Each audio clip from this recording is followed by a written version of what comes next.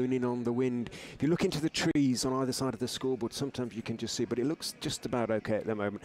The umpires, Neil Mallander and David Mills, formerly of this parish, not showing any concern at the moment. My relations with Neil Mallander have been a touch frosty since he heard me on commentary describing him coming out of the pavilion tummy first. He has lost weight since then, but I did apologise. I did apologise. Josh Tongue then, of England, comes in and bowls to Rishi Patel, who may be one day of England. Turned off his legs nicely by Patel. Very much Leicestershire's form batsman, out towards the mid-wicket boundary and takes 2. They are going to need an innings from Rishi Patel. One feels today. Leicestershire 5 for 1 off 7 balls. Lots of volume out there from the Worcestershire team. Encouraging each other, encouraged by that wicket in the first over, Nick Welsh. Tongue is in, making room is Patel, followed by Tongue.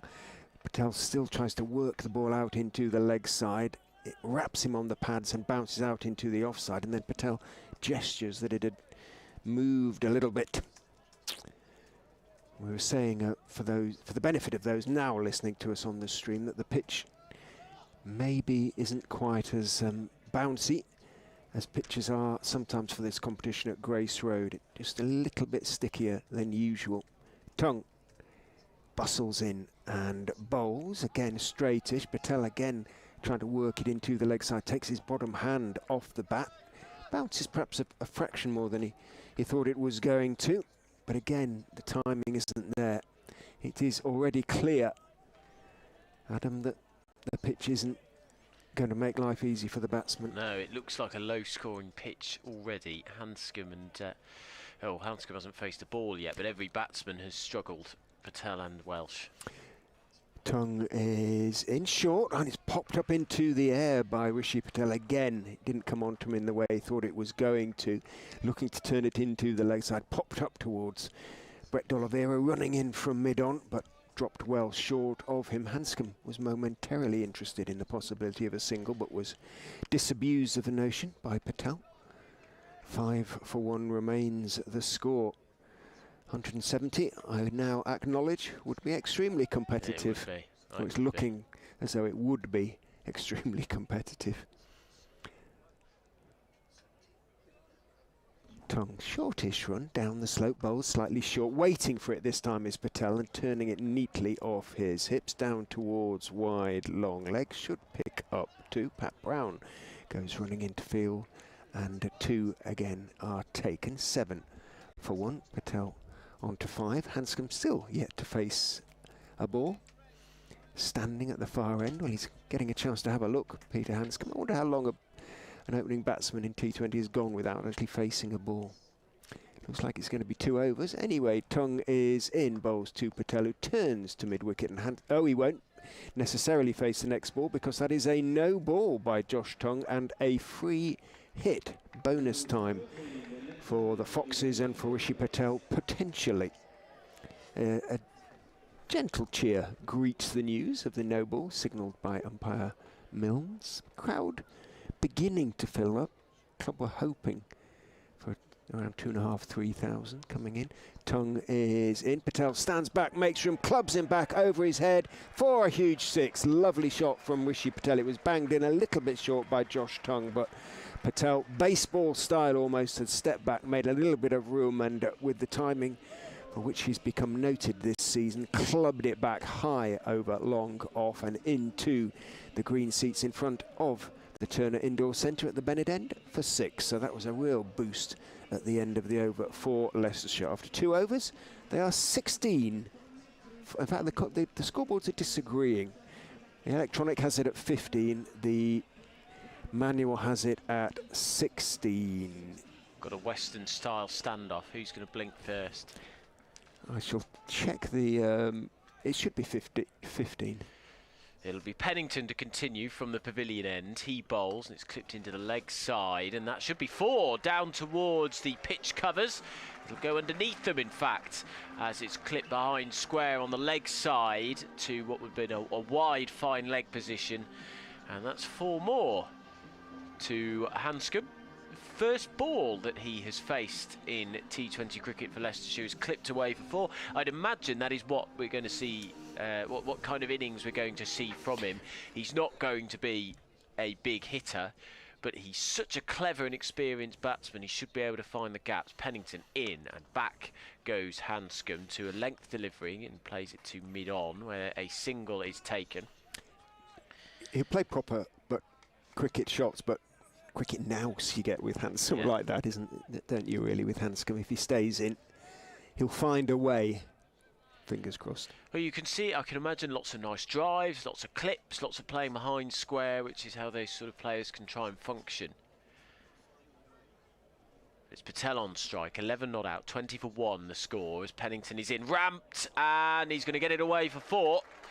It'll be 2 bounces before it crashes into the boundary rope, fine on the leg side. Premeditated shot, and Patel moving across. He is a long way, and it is always difficult.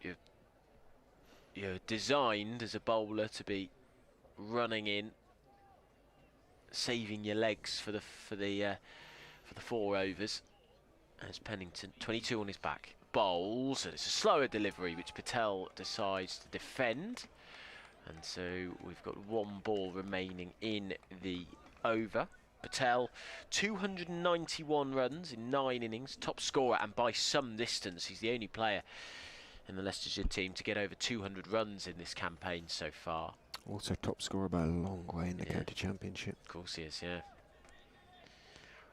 He stands, bat raised, listening to live cricket, Leicestershire against Yorkshire. As Pennington runs in, he bowls, and it's defended again by Patel. Oh, and he goes to try and get the quick single as he tried to just drive it down towards mid-on. But Pennington, sprightly down to his right, to dive down to stop it, and so there is no run. End of the over, 26 for 1 is the score, and so 9 off it in the end. And Leicestershire going at a solid rate, just under 9 and over. Patel 17, Handscomb on 5, 26 for 1 is the score. Leicestershire against Worcestershire in the T20 Blast.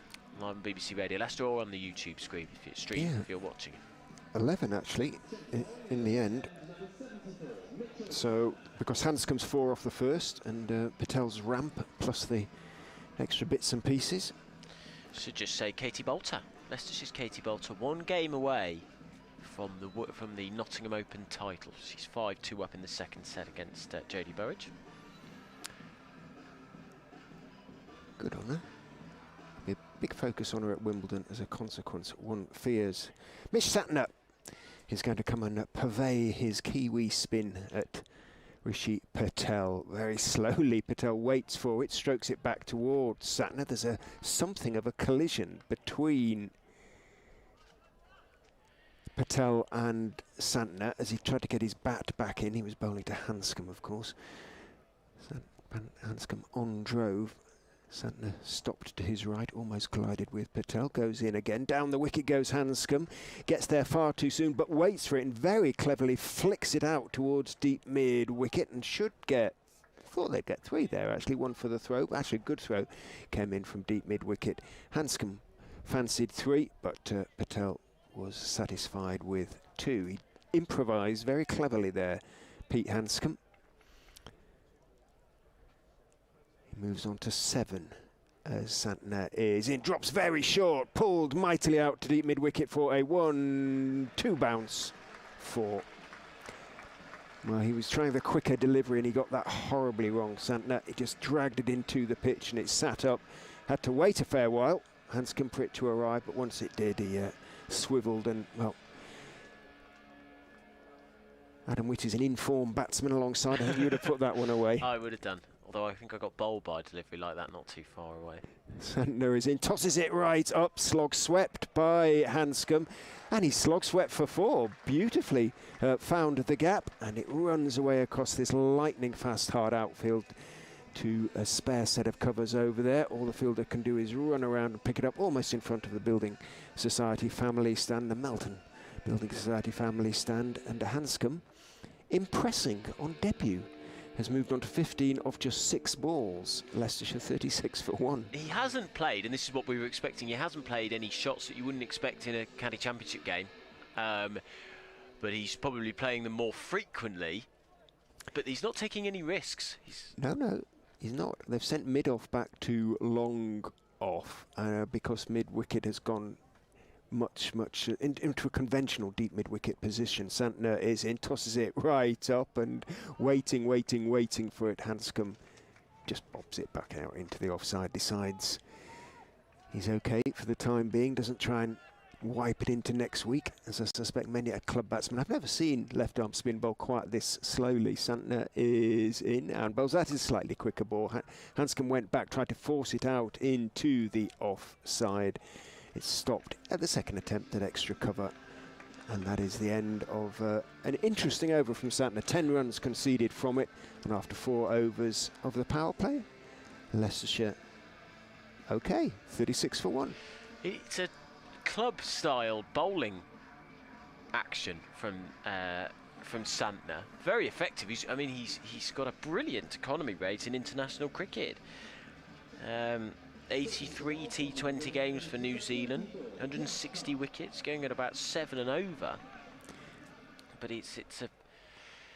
I think you'd say it was eccentric if you were playing a club game. Never mind professional cricket. New over, and it will be bowled by Tongue, his second over, and he's pulled round the corner from Patel out to deep square leg where it's fielded. I think he just possibly hit too far on the top of the bat, or it was not quite out of the middle. And the score moves on to 37 for 1. 2 overs left, or 1.5 overs left in the power play. The run rate just short of 9 and over. The risk of rain is dissipating somewhat. The grey cloud is very high and lighter than it was half an hour ago, as it's a beauty from Tongue, as he just gets a little bit of bounce and bite out of the pitch. Handscomb tried to go back to that, but was leaning. Was a lot of his weight was down, and so he tried to carve it off the back foot. It went over his bat. There is no run. Handscomb's record, we mentioned it pre-game, 2 T20Is for Australia, best of 33, 104 as Tongue bowls. Oh, and that's a wide delivery, it's an appeal for a catch, and it's not given. That must have been being close to a wide. I'm not sure if Handscomb moved across his stumps. Either way, it must have been probably on the line. We haven't quite got the right angle here to judge the line perfectly. We're slightly to the left of the pitch. It must have been right on the line. Absolutely. There, looking at the replay. Yeah. Tongue, 24 on his back. The England international comes in. He bowls, and this is heaved towards the leg side. That's a big hit, and that's into the advertising hoardings by Handscomb. Good pickup, and he has whacked that for 6. So the decision to put him in, looking very wise indeed right now. So he moves to 21. And the Fox is on to 43 for 1. Handscomb 21 off 11. Showing his international quality, certainly. Tongue, black-haired, comes in, bowls. This is cut by Handscomb, and there's going to be a chase on for the fielder. It's well collected, though, by Pat Brown on the run. And he saves the 2 as a result. 44 for 1. Handscomb on to 22. Late cut from the Australian international. Tongue played very well, he impressed. And if what we're seeing is about Moeen Ali, that he's just struggling with the grip, isn't he, of spin bowling. In the first Ashes test, he may well be replaced. They may go for 5 seamers. Tongue may be one of them as he bowls, is driven straight at cover. He's just held back his pace there, I think, Tongue, and that is the end of the over. His 2 overs have gone for 20. Leicestershire are 44 for 1. On BBC Radio Leicester against Worcestershire in their 10th T20 this campaign. You remember they've lost 7 of their previous 9, and there was 8 off that last over. Handscomb 22, Patel 18.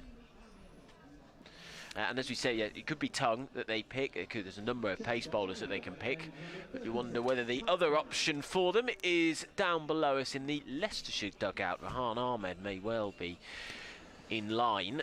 You thought it'd be in the conversation.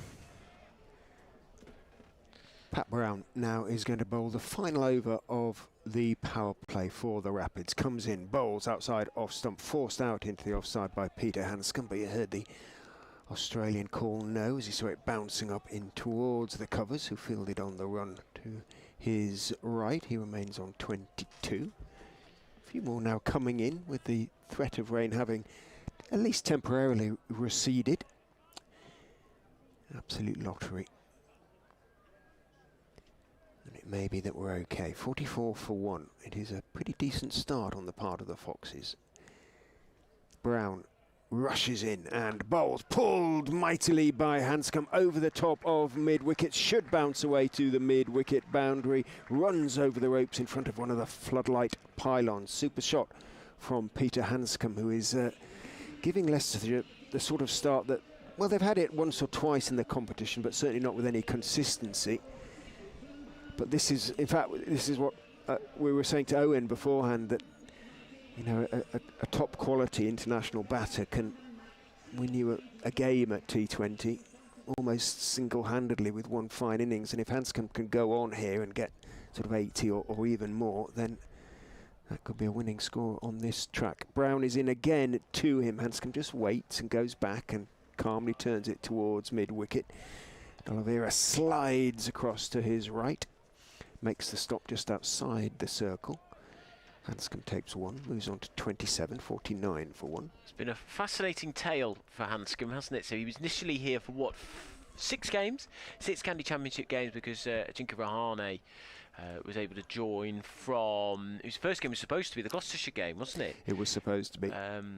Which was played last week. But then he was picked in the World Test Championship side. Brown is in. Patel is driving out towards Usama Mir and moves fairly slowly towards the ball. There was always going to be a single there, I think, under any circumstances. Patel takes it and brings up the Foxes 50 for 1 after 5.4 overs. I was asking about Rahane and what the circumstances were. They're still waiting to hear Leicestershire on India's squads going forward, so it certainly doesn't look like he's going to be available for the game next week. In goes Brown, short, and he is clubbed back over his head by Handscomb. Oh, and it almost hits the press box window, thumps into the BBC Radio Leicester advertising hoarding just below it, and bounces down. A gentleman did move towards it and then decided discretion was very much the better part of valour and ducked out of the way. But that was a mighty blow by Handscomb, an absolutely thumping blow.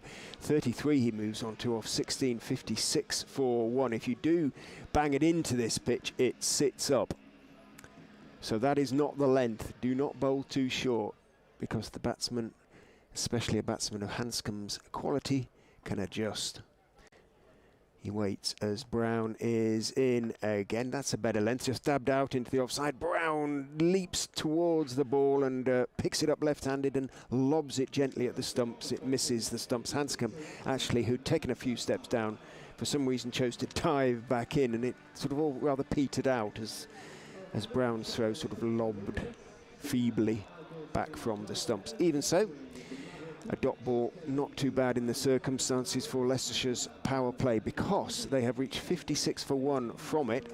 Handscomb is 33 off 17, Patel 19 off 16. They are both still there, and well, very decent start on what is clearly a slightly tricky pitch to come to terms with. But Adam, once you do, perhaps that's the key. If you get in, then you can make runs. Yeah, and Handscomb has, after what felt like a very positive but risk-free start, has started to play some slightly riskier shots, or some more agricultural shots. He's bludgeoned a few down the ground and has got on top of some deliveries outside off stump. He's played really, really well. 56 for 1. Some other news from another sport to bring you, which is that Katie Boulter is the Nottingham Open champion, Woodhouse Eve's very own. She's beaten Jodie Burridge in straight sets, and the British #1 has won there. Mia will bowl, and his first delivery is swept for... Oh, what a save. Well, nearly a brilliant catch from the fielder out at deep mid-wicket, who grabbed it above his head, but I think turned around and realised he was going to land over the boundary rope, or take it back over the boundary rope, so he chucked it back. Santner, I think it was Santner, and he has saved a 6, but it's not out, so 57 for 1 the score remains.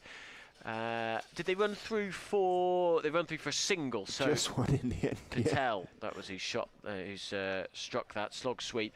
Handscomb goes back to the second ball from Mia, and he's carved away, and they'll run through for 2 this time. So Handscomb on to 35. That was an extraordinary piece of fielding by Santner to collect it and get the athleticism and timing is what they can do these days. And it was hit like a tracer, wasn't it? It was absolutely moving. Brilliant catch. Mia tosses this one up. The Pakistan leg spinner is clipped into the leg side, and Santner is there once again. All of this done in mid-air. Yes, yeah. All of it, the catch and the chuck back was done mid-air before he landed on his landed flat. The awareness belly. where the rope is in mid-air is astonishing. Mia tosses it up. Oh, and it's a Yorker. And Patel moved away, and all Patel can do is try and jab his bat down into the ground and try and carve it away, but he doesn't make any contact. There is no run. Mia, very interesting character. He's got the best economy rate in the competition as he comes in. Bowl, slog, swept. This is high up in the air. This could be a wicket. The fielders are watching it. Santner doesn't get there. It's 6. Just gets far enough over the rope and lands right in front of the meet there. There are some people in front of green benches who were ducking for cover. A woman in a red bucket hat was under threat there from that big high hit. And there's 6 more to the total. Big old heave that from Patel. He moves on to 26, 66 for 1. Mia in, bowls. Oh, it's a beauty. She stumped him. There's a big appeal, but no, says the umpire, the square leg umpire. Just got his foot back in time, but it was a beauty from Mia. Just got drift into the right-handed Patel and then got it to spin away from him.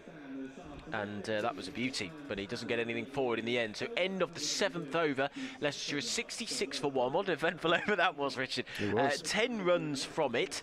Handscomb 36, Patel 26.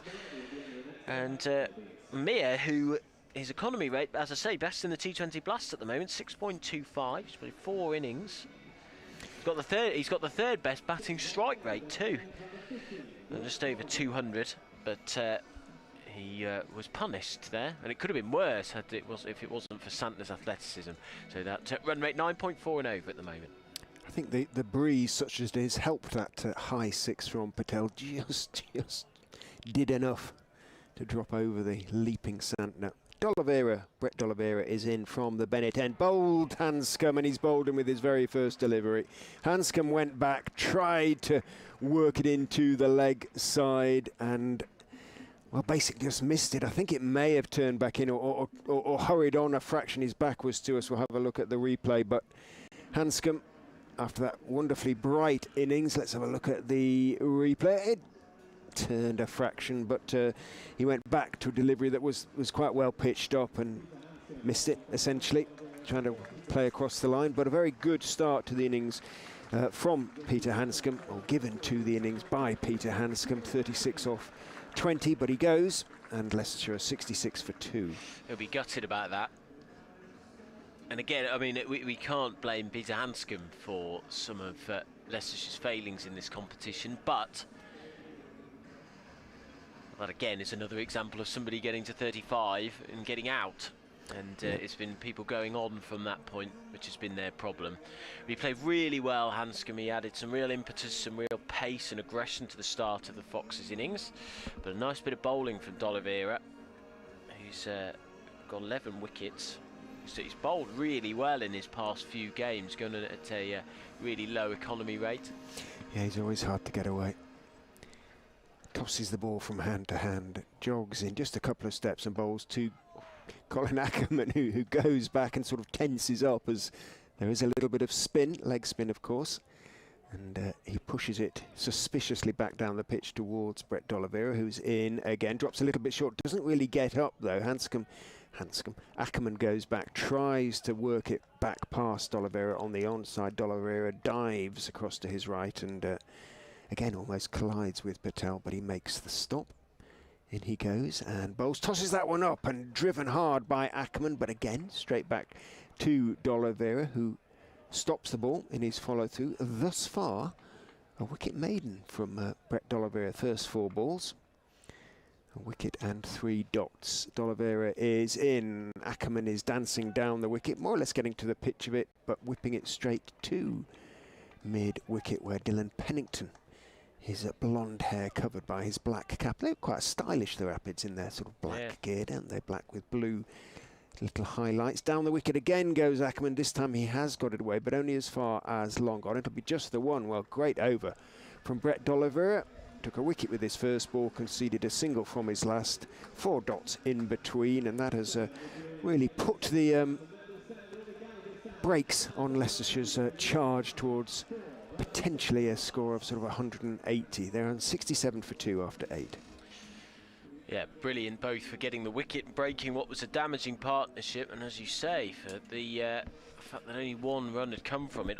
D'Oliveira's last 3 games, 0 for 21, 0 for 16, 0 for 21. No wickets, but just able to keep that run rate so low of 4 overs each time. Very tall figure of Mia comes in, bowls. This one's dragged down a little bit in terms of its length, and it's clipped into the leg side by Ackerman.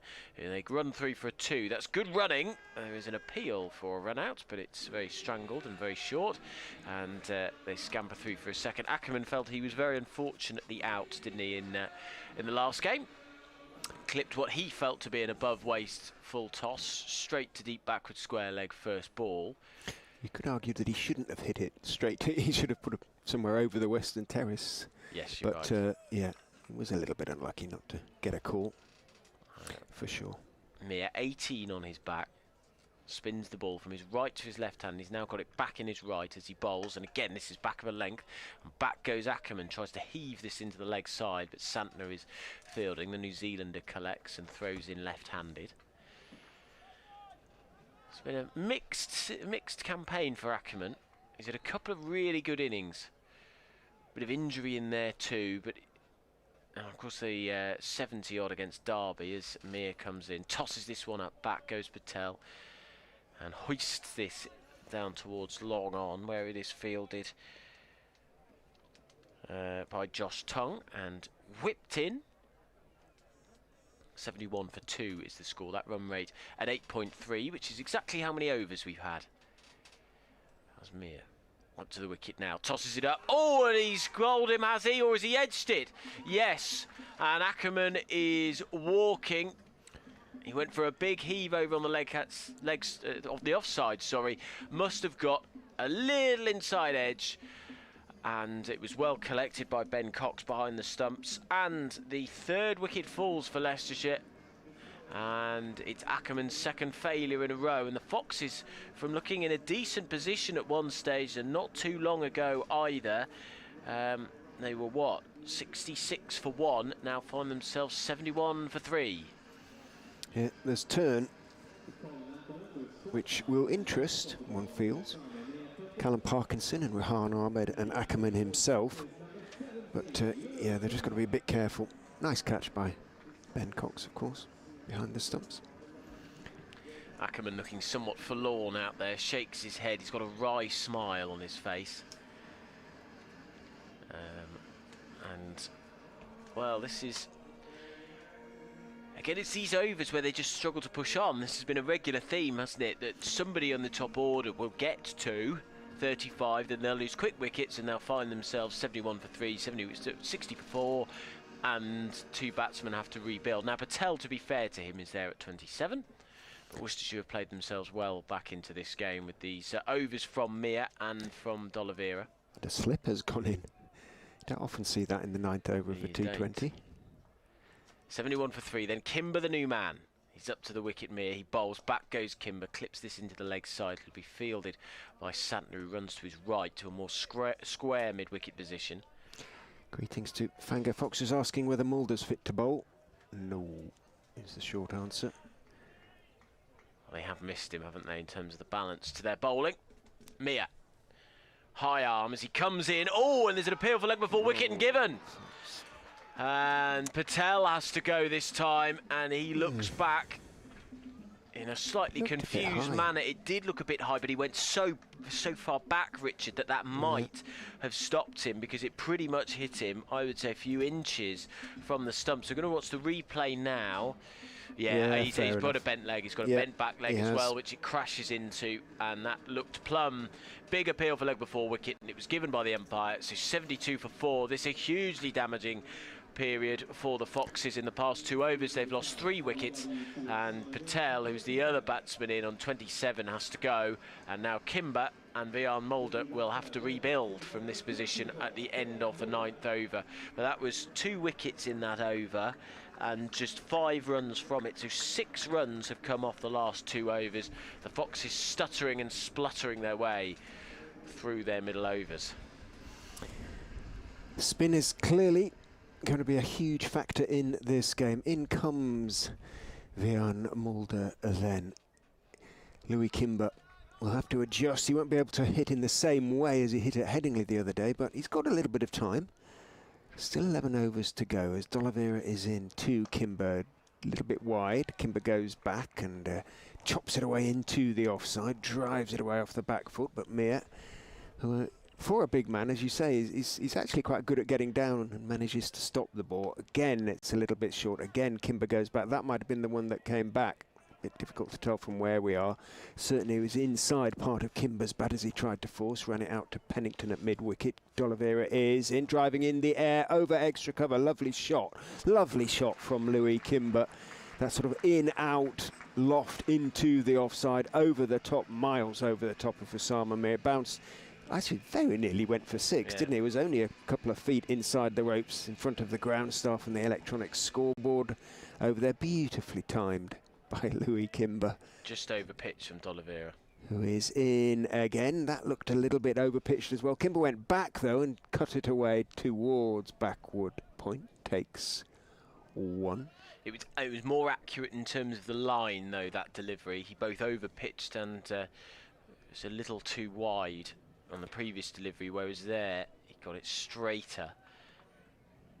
Gosh, that was a gorgeous pickup though, over extra cover. Great arched blade.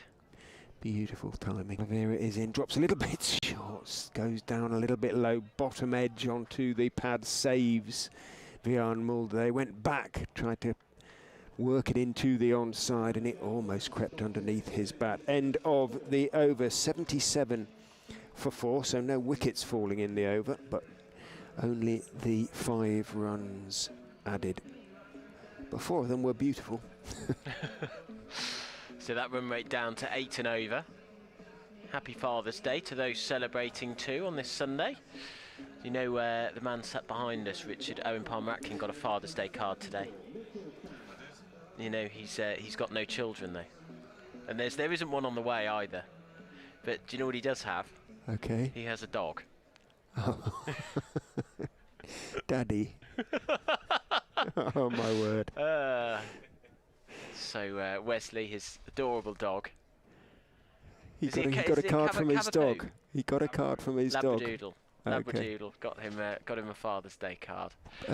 Nico's got a Labradoodle, I think. He's got a cockapoo. Okay. The new over is of wicket first delivery, and it'll be Santner who's got the wicket, bowling a full straight delivery. Kimber went for the drive, and it just followed him as he moved across his stumps, went for the big drive, and it has knocked his leg stump back. That wasn't the best shot from Kimber, who's trying to force the issue and has to depart for 6. And Leicestershire have totally subsided from 66 for 1 to 77 for 5.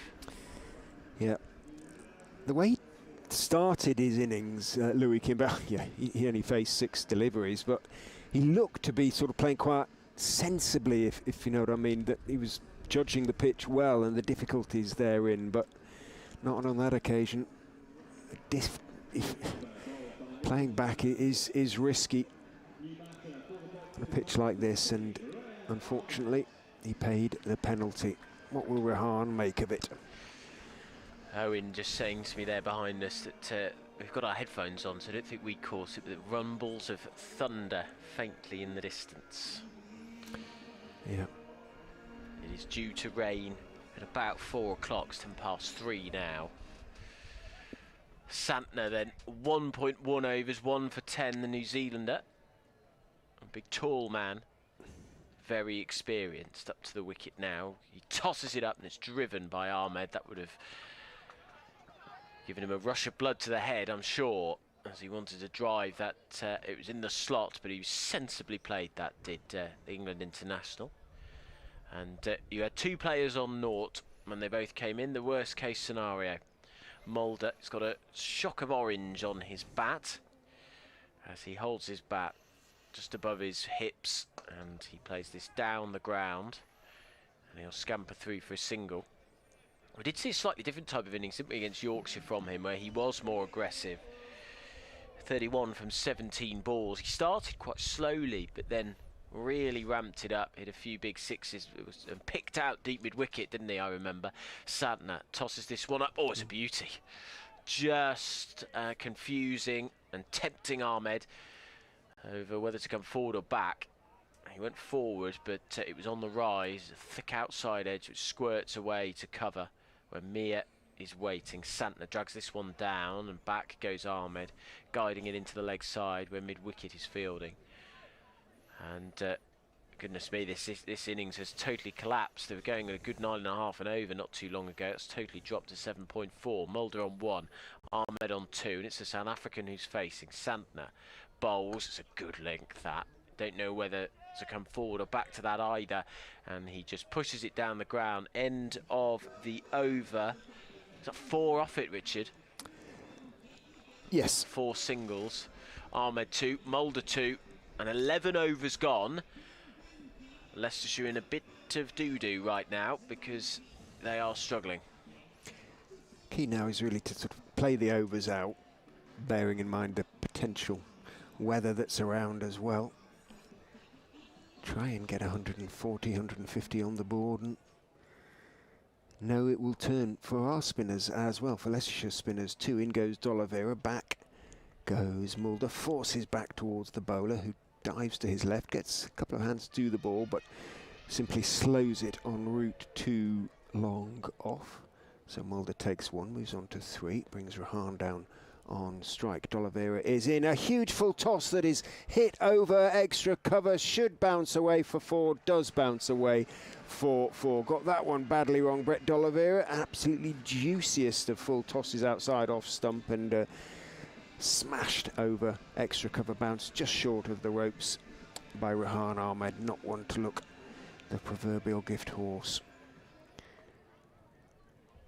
D'Oliveira in again. Ahmed goes back, and well, I think he was trying to hit it through the offside there, and it came off a thick inside edge and ran through mid-on out towards long on. Certainly D'Oliveira's hands went into the air. Ahmed on to 7. 87 for 5. D'Oliveira into Mulder, again tossed right up, half volley, driven out to long off, and 1 taken.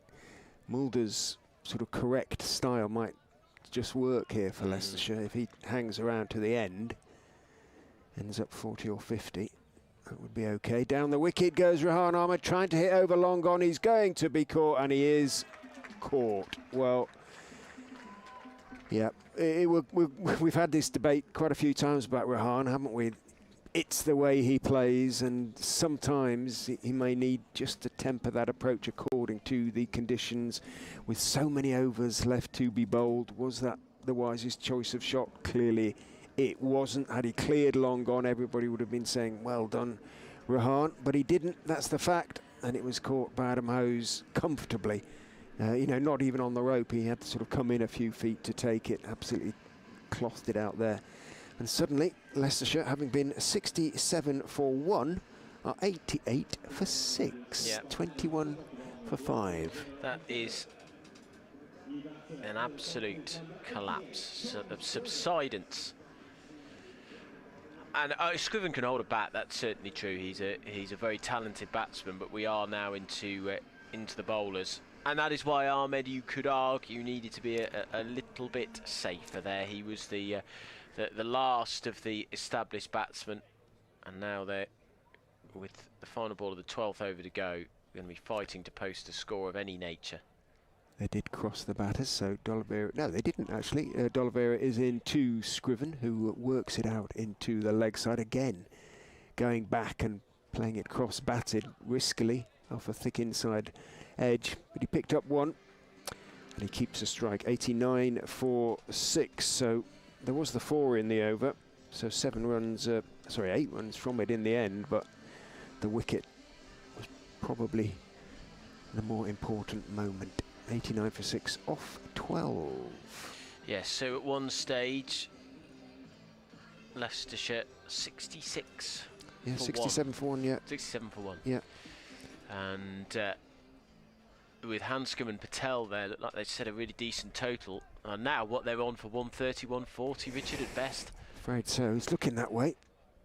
Santner will continue his third over, 1 for 14, his figures so far. He comes in, bowls to Scriven, who's forward and drives to cover. There is no run. Mia has got a charismatic figure. Very lively, looks full of personality. But it's Santner, slightly more languid figure, comes in, bowls this straight and flat and quick.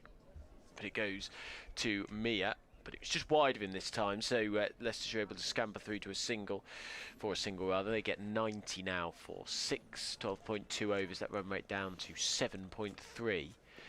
Santner, fair-haired, short run-up, tall man comes in, bowls, and no foot movement from Mulder, but he tries to guide this late behind square on the offside, and it's fielded by Josh Tongue. And there is no run. It's quiet at Grace Road as Santner comes in, tosses it up, and Mulder goes to drive and plays it down the ground. They're going to go for 2 here. Mulder, in fact, does come through comfortably for the second. So 92 for 6.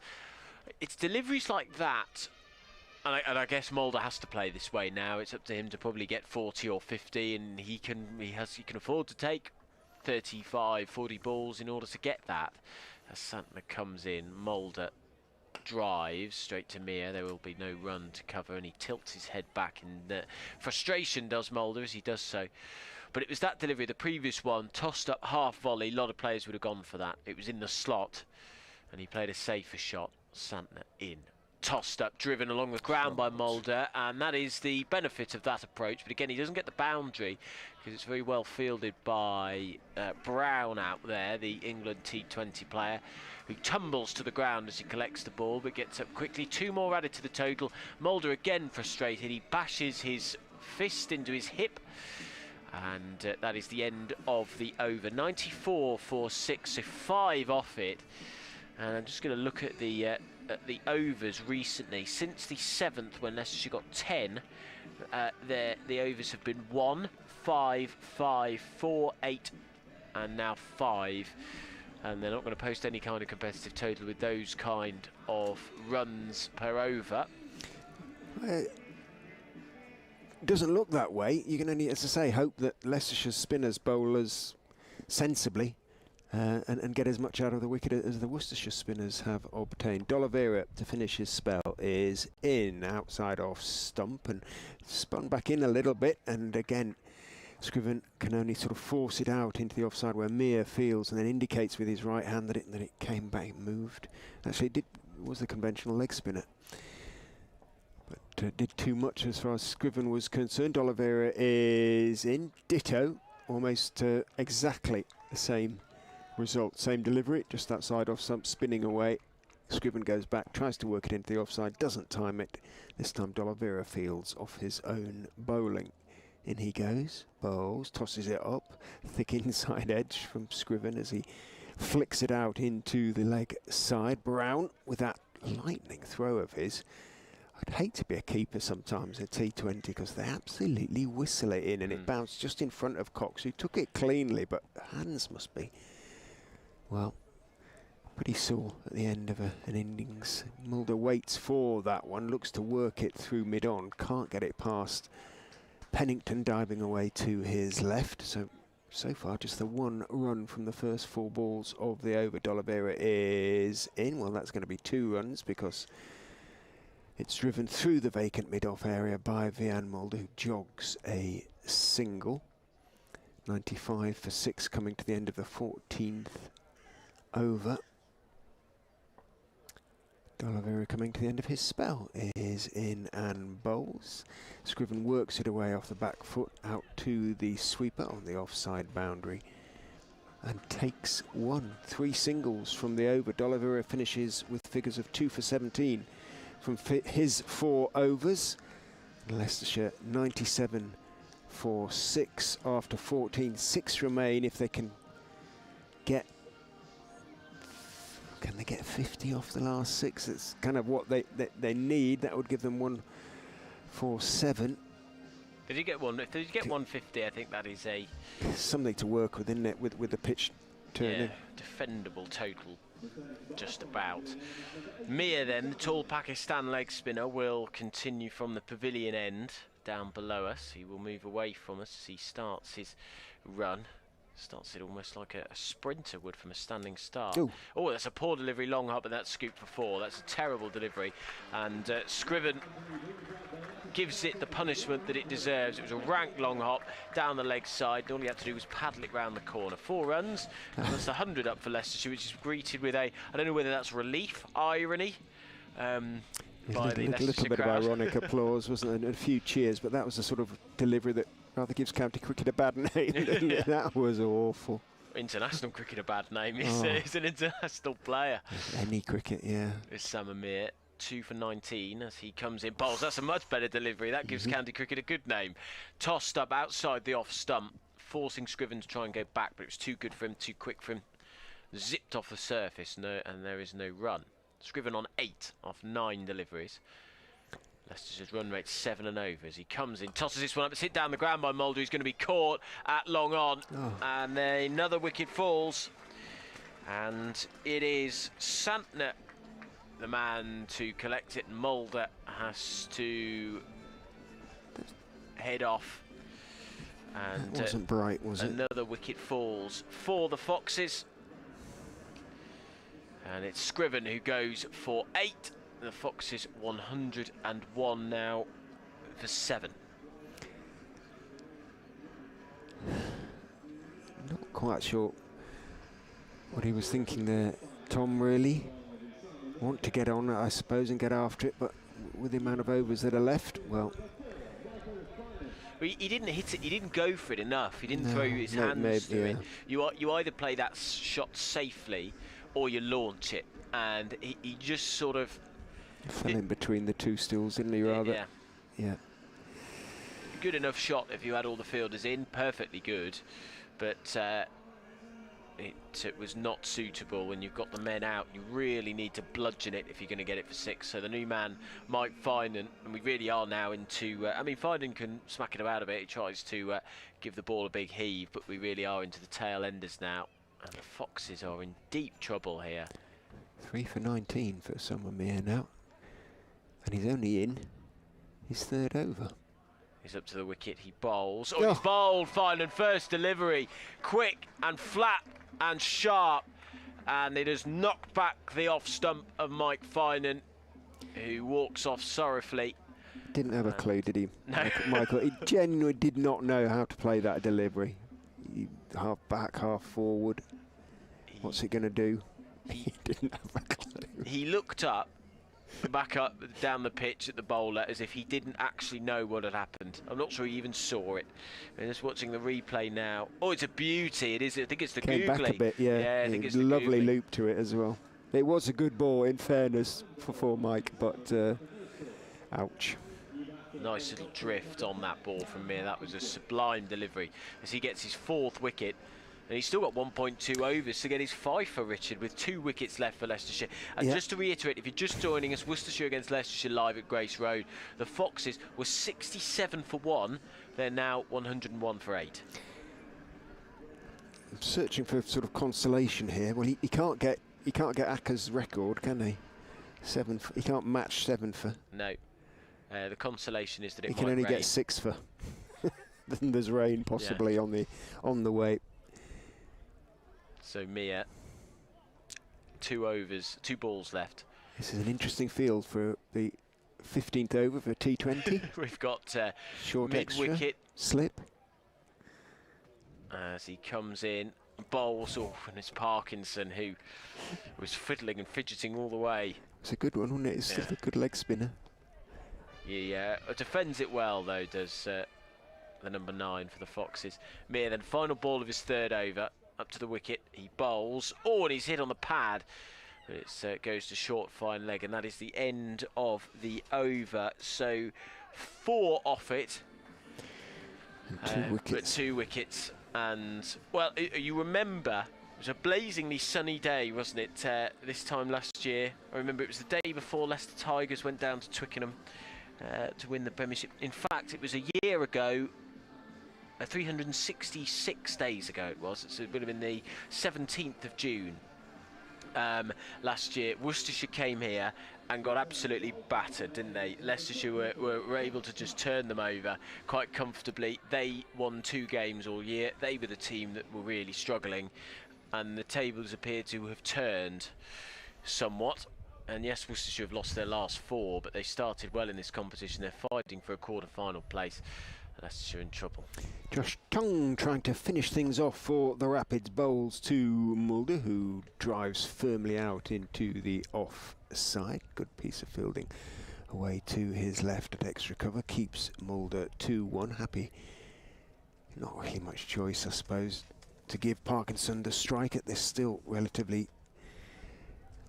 You know, there's still, what, 5 overs, well, 4 overs and 5 deliveries to go, so have to keep rotating the strike, and Parkinson is a perfectly competent tail ender, but he is a tail ender, so he will also have to look to push ones as Tongue goes in, bowls to him, and it's a little bit slow as it bounces up outside off stump, but a little flick of the wrist, Parkinson, and somehow runs out towards mid-on. Comes running in from deepish mid-on, Adam Hose, with 2 catches to his name already, neither of which he looked at all like dropping. Parkinson off the mark, 103 for 8. Mulder on 10 off 13, changes to the field. They're going to have to bring somebody else in, yes, and Pennington comes in from long gone to short. Fine leg, except it's a little bit wider than that. Tongue is in, bowls. Mulder is chopping it out into the offside. Mere fields at backward point. Mulder, who advanced down the wicket, was sent back, probably correctly, by Parkinson. Mere threw at the stumps anyway, missed them. Parkinson wanders down. So everything he sort of does on a cricket field has a slightly sort of belligerent air. Callum Parkinson carries himself like a man who's out there to compete. And he came marching down to discuss matters with Vian Mulder. It was a brief discussion. Tongue turns, shortish run is in. Mulder makes room, backs away. He's followed by Tongue, and is a little unlucky, Tongue, to be called for a wide down the leg side. It was obviously down the leg side, but Mulder had backed away and then tried to pull it. It was just, I suppose, too wide. It was millimetres from his clothing, wasn't it? Yeah, it's a tough one, that, on the bowler when the batter has sort of stepped back as well. But there you go. Tongue, his run-up seems to be getting shorter. Drops that one in, bangs it short, and Mulder, violent attempt to pull the delivery. Thick bottom edge, runs behind square. Sanders out there at the moment. Deep backward square in front of the manual scoreboard. 1 is taken, but I'm afraid a very flat atmosphere up at the Upton Steel County Ground at the moment. 105 for 8. 2 balls to go in the over. Tongue is in. Parkinson is working it off the back foot, backward of square, down towards the boundary. The sweeper chases around, picks up, gets his throw away, and just 1 is taken. It is dark out there. No, not dark enough for sort of floodlights or anything like that, but it does feel as though the storm is gathering somewhat. 4 o'clock, Adam, you said, didn't you? It's sort of beginning to feel a bit that way. Leicestershire are 106 for 9. Yeah, we must credit Worcestershire to be fair. D'Oliveira and Mir in those middle overs completely turned the game. They bowled really tight stuff, really clever stuff, really inventive T20 blast cricket, and Leicester just haven't been able to cope with it. Mulder didn't really get going. 15 deliveries it took for him to get that 11 runs. I'm not sure he hit a boundary, did he, Richard? No, he didn't. So It's not his fault. He stuck around and he didn't have a partner to play with, but we are now into the final partnership, the final wicket for the Foxes. Parkinson and now Matt Salisbury will have to salvage something. 120 would be nice. They're 40 for 8, pretty much, as in goes Mia and bowl. Is it me or you? It's me, Beg your Mia, pardon. who comes across and sweeps. And it's a brilliant shot, actually, a real paddle stroke from Parkinson, who moves across his stumps and guides it behind square. And so the score is 108 for 9. I'll try and get 120. As Parkinson drives this straight at the fielder. In fact, that's Salisbury, isn't it? I'm looking at the scoreboard in front of me, and I can see Callum Parkinson's number 10 on the back of his shirt at the non-striker's end. So it's Salisbury. Raises his bat high. Oh, he's beaten outside off stump. And the beauty from Mir, who will be chasing his fifer. He's scored. This is his career best at the moment, so yeah, absolutely would be. As Mir is up to the wicket, he bowls. Oh, and it's chipped high up in the air. Is it going to be caught? No, it's just safe. Agonisingly close to the Worcestershire fielder. And it remains 109 for 9. They scamper through for a single there to Parkinson, so he's on to 5. Salisbury has a look around. And Mia will come in now. Up to the wicket, he bowls. Oh, and nearly plays on first ball. I don't think he read that one, Matt. And it's 4 for 22. That was the googly. Score. Came back. So final ball for Mir to get his fifer. He's up to the wicket, tosses it up. Oh, it's a googly again. And forward comes Salisbury, who gets a thick inside edge, and so it dribbles back to him. And that finishes a brilliant spell of bowling for Mir. 4 for 22 there. How many runs off that over in the end, Richard? 3? Just the 3, yeah. Just and the 3. A career best for Usama Mir at T20. Yes, that's right. Lots of congratulations. His previous best was 4 for 22. So he's beaten that quite. Oh no, that is his best, isn't it? That's it's just updated on his quick info there. So yes, 4 for 22, his best figures. He's bowled brilliantly, really cleverly, and the man. It's been spin that's done the damage, isn't it? Santner, yeah. Oliveira, and Mir. So something for the Foxes to think about. They've got Ahmed, Parkinson, Ackerman. They have good enough spinners to use. Kimber. It was a more than useful off spinner. Santner trying to finish things off, then bowls incredibly slowly. This must be, what? It's not far for 50 mile an hour stuff, is it? Really gentle stuff. It fires in the odd quicker one, but he'll want one more here.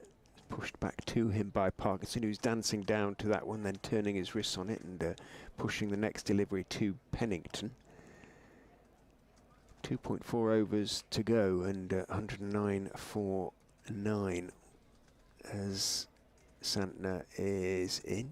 Down the wicket goes. Parkinson lobs it up towards long on. It's going to bounce short of the fielder, who did very well to sort of stop it on the run, trying to get his hands underneath it and catch it. I think it might be D'Oliveira out there at the moment, it is, and pushed it across to his fellow boundary rider to be thrown back in.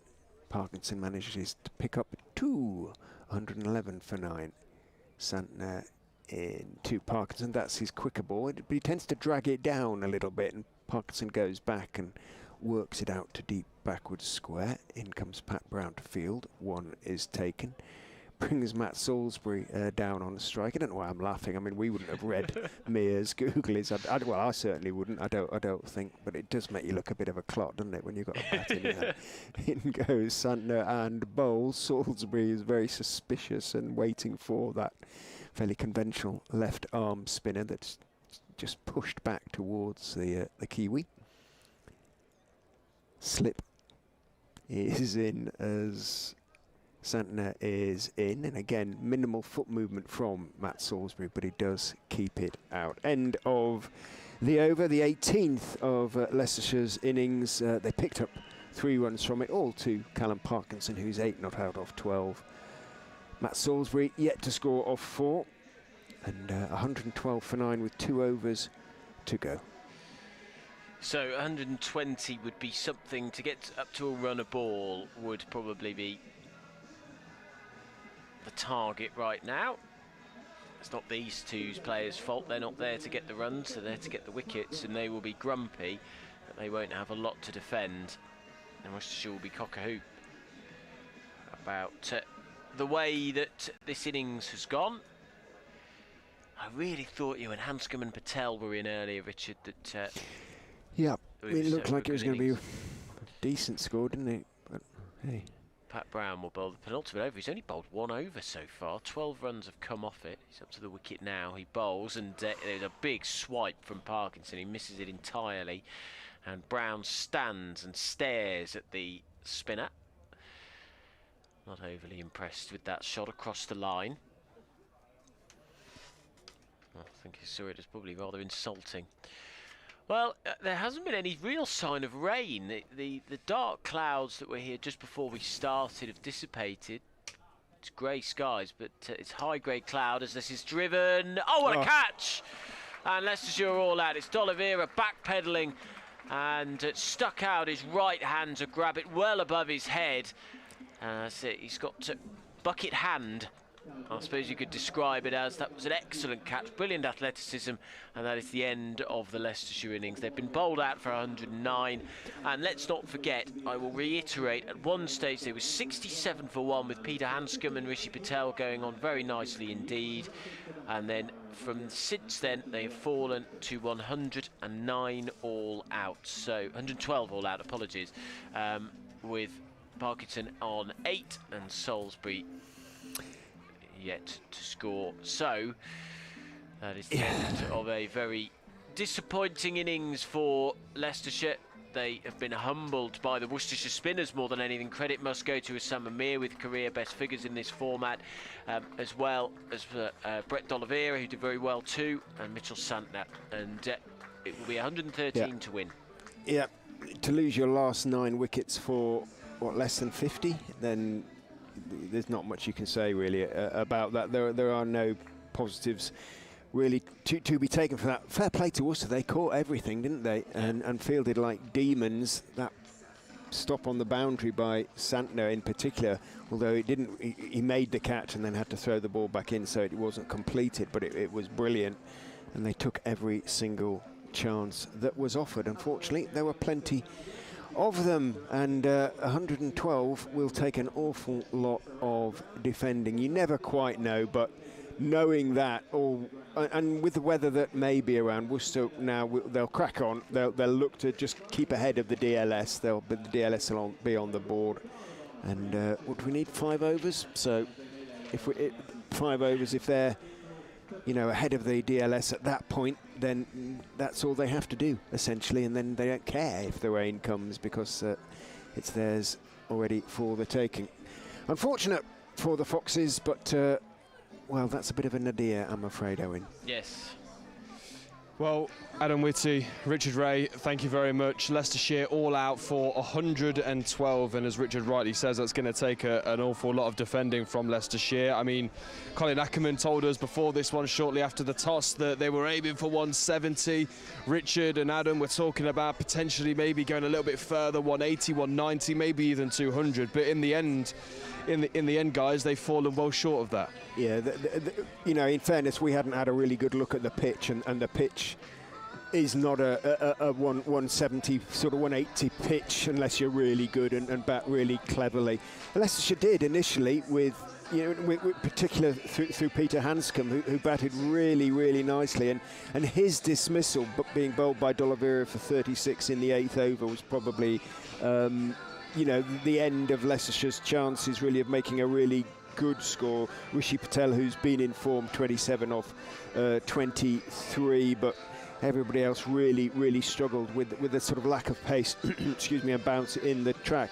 Worcestershire should as well You know, if Leicestershire bowl well, they should make them work for these runs, but you know, they know that they don't have to take half as many chances. Leicestershire were hitting the ball up in the air thinking they needed more and more, and you know, you can't see Worcestershire not winning this from here. It would take an almighty effort bowling-wise from Leicestershire, Adam, and they have to go out and they have to be aggressive first and foremost. Of course they do, but they need to almost start forcing Worcestershire into mistakes in this one, because as Richard rightly says, you know, they are able to take it.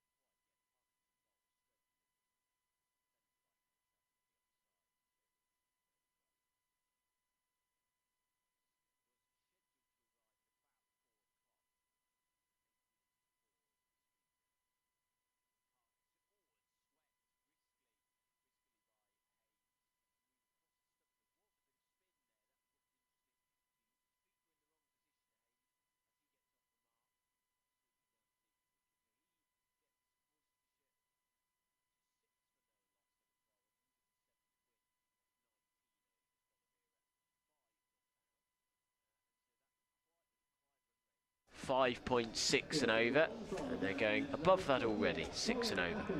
And it is going to be Ackerman from the Bennett end. It's all Leicestershire can do, really. They know pace will not do it for them.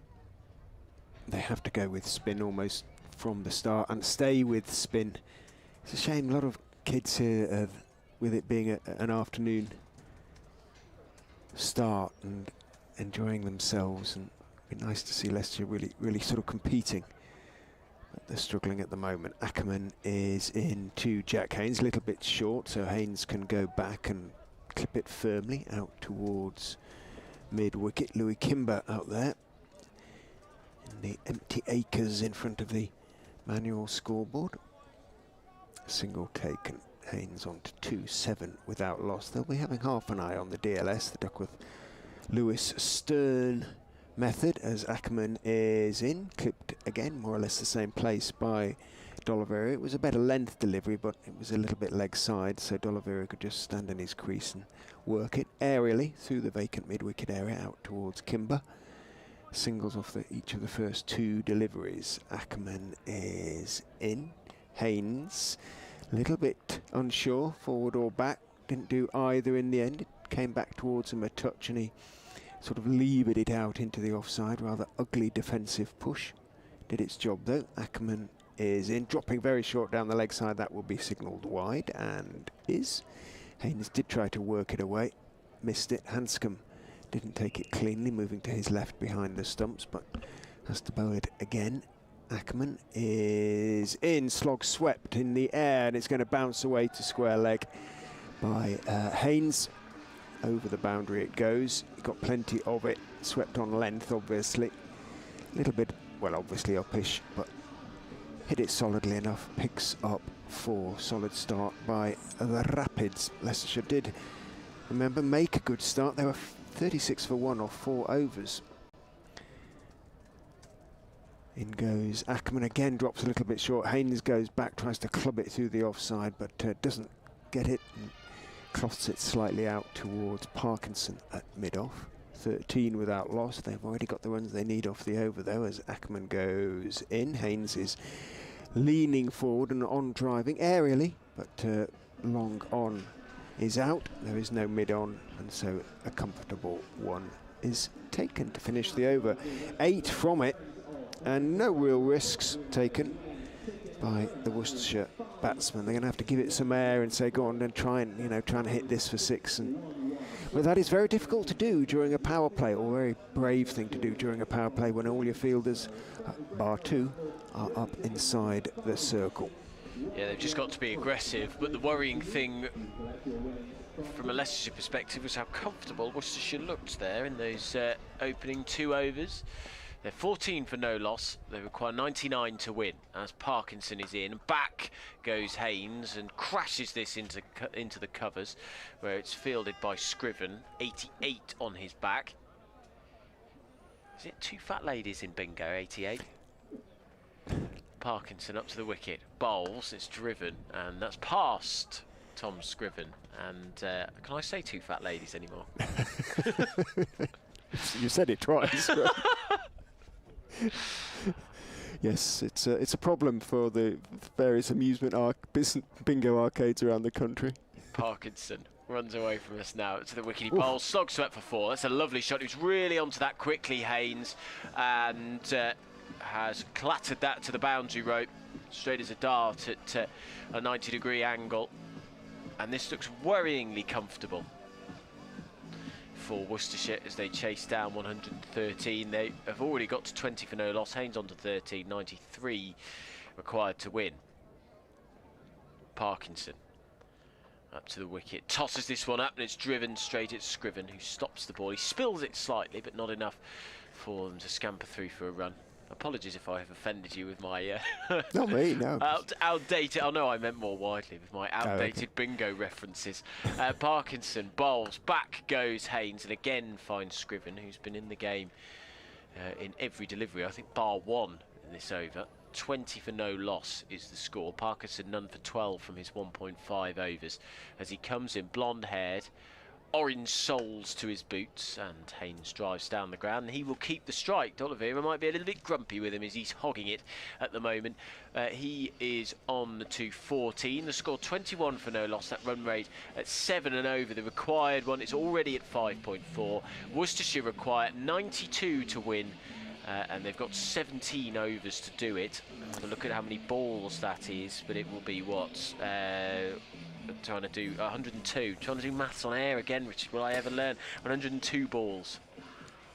Well, they're going to give the ball to Matt Salisbury, so Ackerman just the one over. He didn't really toss it up in it.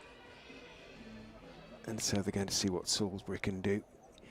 He did pick up a wicket in it wasn't with his first ball. Well, I don't think it certainly was in his first over of playing T20 for Leicestershire, Matt Salisbury, against Durham.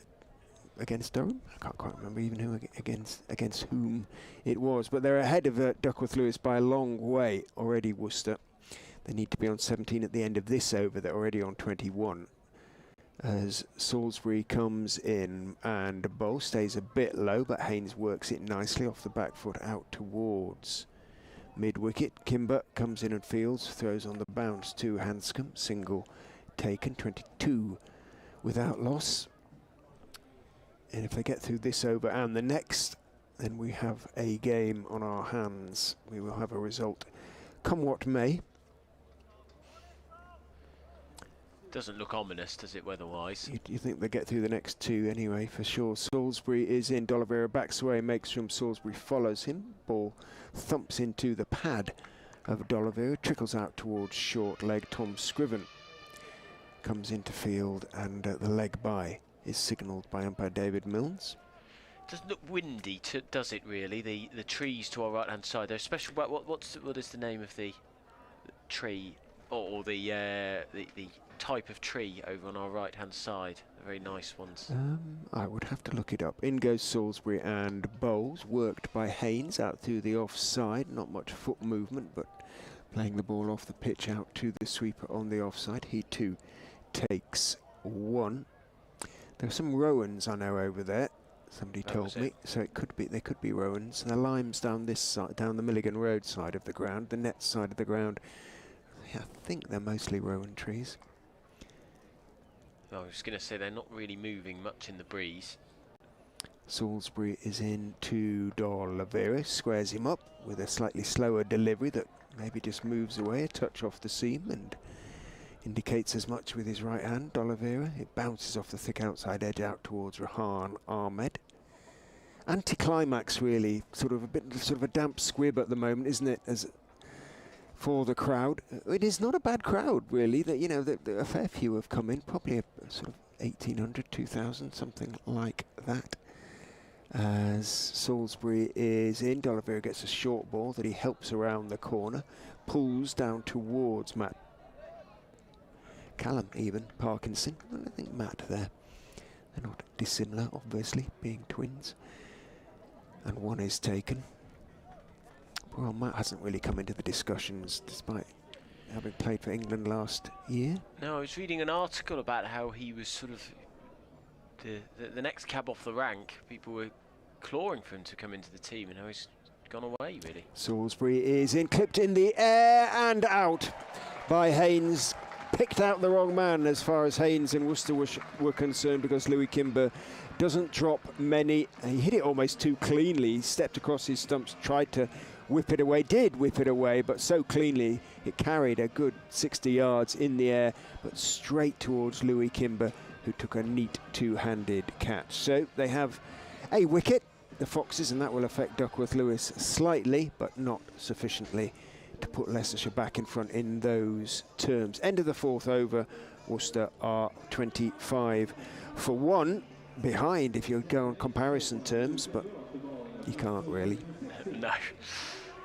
They are well ahead of that run rate still, and as I said, I mean, it's pretty much impossible for them. Oh no, at the end of the over, if it was a maiden, if we got to the end of the over and the rain came and it was a maiden this next it'd be over, a tie. It would be a tie. So they basically need one run to guarantee it Duckworth Lewis wise. Well, at the moment they're ahead of the game anyway, so it would only be after that one ball. Yeah. That's a very specific call for rain after exactly at that point. So the next bowler will be Mike Finan, who had a very interesting time for the Yorkshire, didn't he, Richard? He was bowling a lot of deliveries outside off stump, wide outside off stump, trying to keep the run rate low. But he kept bowling wide. He did, unfortunately, yeah. And it was part of a very strange spell. But to be honest, it was famine or feast, really, from a Leicestershire perspective. A lot of their bowlers got hit all over the place. He'll bowl left arm, very slingy action. He's up to the wicket, he bowls. Slower delivery first up, well disguised. And it's played straight back to him, and there is no run. 25 for 1 is the score. Yeah, you have to take the pace off, don't you? But try and disguise it as best you can. D'Oliveira 7 not out. 50 and 47 in his last 2 innings, so he's in form. Floodlights. Oh yes, the floodlights just flickering on as Finan comes in, bowls, and it's turned around the corner, but picks out the fielder at fine leg. It's quite square, and there will just be the single. And D'Oliveira will be frustrated at that as he timed that nicely. And Santner, the new man, will face his first delivery, the New Zealander. 149 runs in 5 innings. He's got a start in every single innings, 26, 27, 57 and 33 so far. Did his job with the ball, and he marks his guard. He's a left-hander. Scrapes his studs to mark his guard and stands with his bat raised high as Finan comes in, bowls a straight delivery. It's pushed out into the offside by the Kiwi, and it's fielded by Rohan Ahmed, a backward point, his specialist position. There's a nice atmosphere out there. You can just hear the murmurings of the crowd in the background on our effects microphone. Quite a lot of activity out there. There's quite a lot of young people, young kids and things out with their parents today on Father's Day. As Finan comes in. Grey skies above, he's up to the wicket, he bowls. Oh, and an edge! And that's going to race away for at least a single as it chases on, and it's fielded brilliantly, actually. Good quick hands by the man down there, who launched it in right-handed. Perfect throw as well on the bounce to Peter Handscomb. Should be Salisbury down there, I think it is. He raced round, picked that up really, really handily. So 27 for 1, 86 to win of 15.2 overs. That's D'Oliveira, 8 not out, waits. We've got a right-hand, left-handed combination now as the right-handed D'Oliveira tries to flick a ball down the leg side away, but that's given us a wide. The umpire's arms raised out horizontally to signal such. Floodlights coming on very slowly, they come on bit by bit. So you've got about 50% of the bulbs working at the moment. In each of the, what are there, 6 pylons, yeah. As Finan comes in, bowls Yorker, which is well bowled and well played by D'Oliveira, 8 off 11. Just plays that straight back to him. Final ball of Finan's over. Just 3 off it so far. When you consider one of them was a wide, that's not too shabby. D'Oliveira took a long look at the scoreboard there. He just knows they have to. They're okay at the moment, ahead of DLS, and we're coming up to the end of the 5th. He stands, a diminutive figure is D'Oliveira. He moves across his stumps and drives at a full delivery. They wanted to scamper through for a single, but he hit it straight at backward point. That is the end of the over, and Finan conceding just 3 off it. If they go like that for the rest of the innings, they might have a chance, but they are defending 113, Leicestershire, and they are not doing well enough as it stands, despite that very economical Finan over, which just went for 3. Worcestershire 28 for 1 after 5 overs, sorry, and the run rate pretty much where it needs to be as it stands. 28 for 1, 85 needed for them to get their 5th T20 win of this campaign. Matt Salisbury will continue from the Bennett end, which is fair enough. 1 for 3 from his first over, and he's got the new man to bowl at. Mitch Santner, left-hander, looks around him, sweeper on each side of the ground. In goes Salisbury, bowls to him down the leg side. Thought it had a little bit of a noise, thought it flicked the pad, but clearly it didn't. Umpire Milnes extends his arms. So did I, Richard, if it's any consolation to you. If he had a bat on pad or something. 29 for 1. Dark, but it's away to the sort of west of the ground, so which is the way the clouds are going, so fingers crossed. Salisbury is in, leaning forward is Santner, turning the in-swinger out towards mid-wicket where a bouncy Wishy Patel fields, and there's no run. But we do have a game, whatever happens, even if the rain were to come down in torrents from this point onwards. Of course, to do it in singles, there'll be a sort of element of torture about it, won't there, really, in a way? The inevitability. Salisbury is in. Santner is looking to whack it away over mid-wicket. Tries, fails, thumps into his thigh pad and bounces back down the pitch. So good from Salisbury, just the single so far. Well, it was a wide, I suppose. So he did have to bowl that one again, so it does only count as the 2 balls having been bowled. Now, change in the field.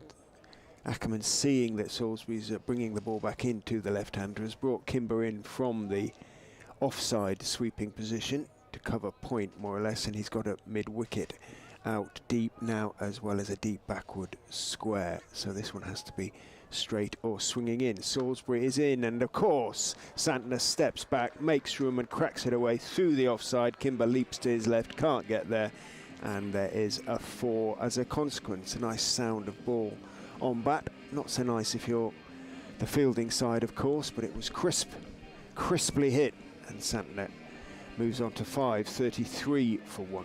Yeah, lovely sound off the bat. That echoed round Grace Road. And it was creamed for 4. Lovely shot.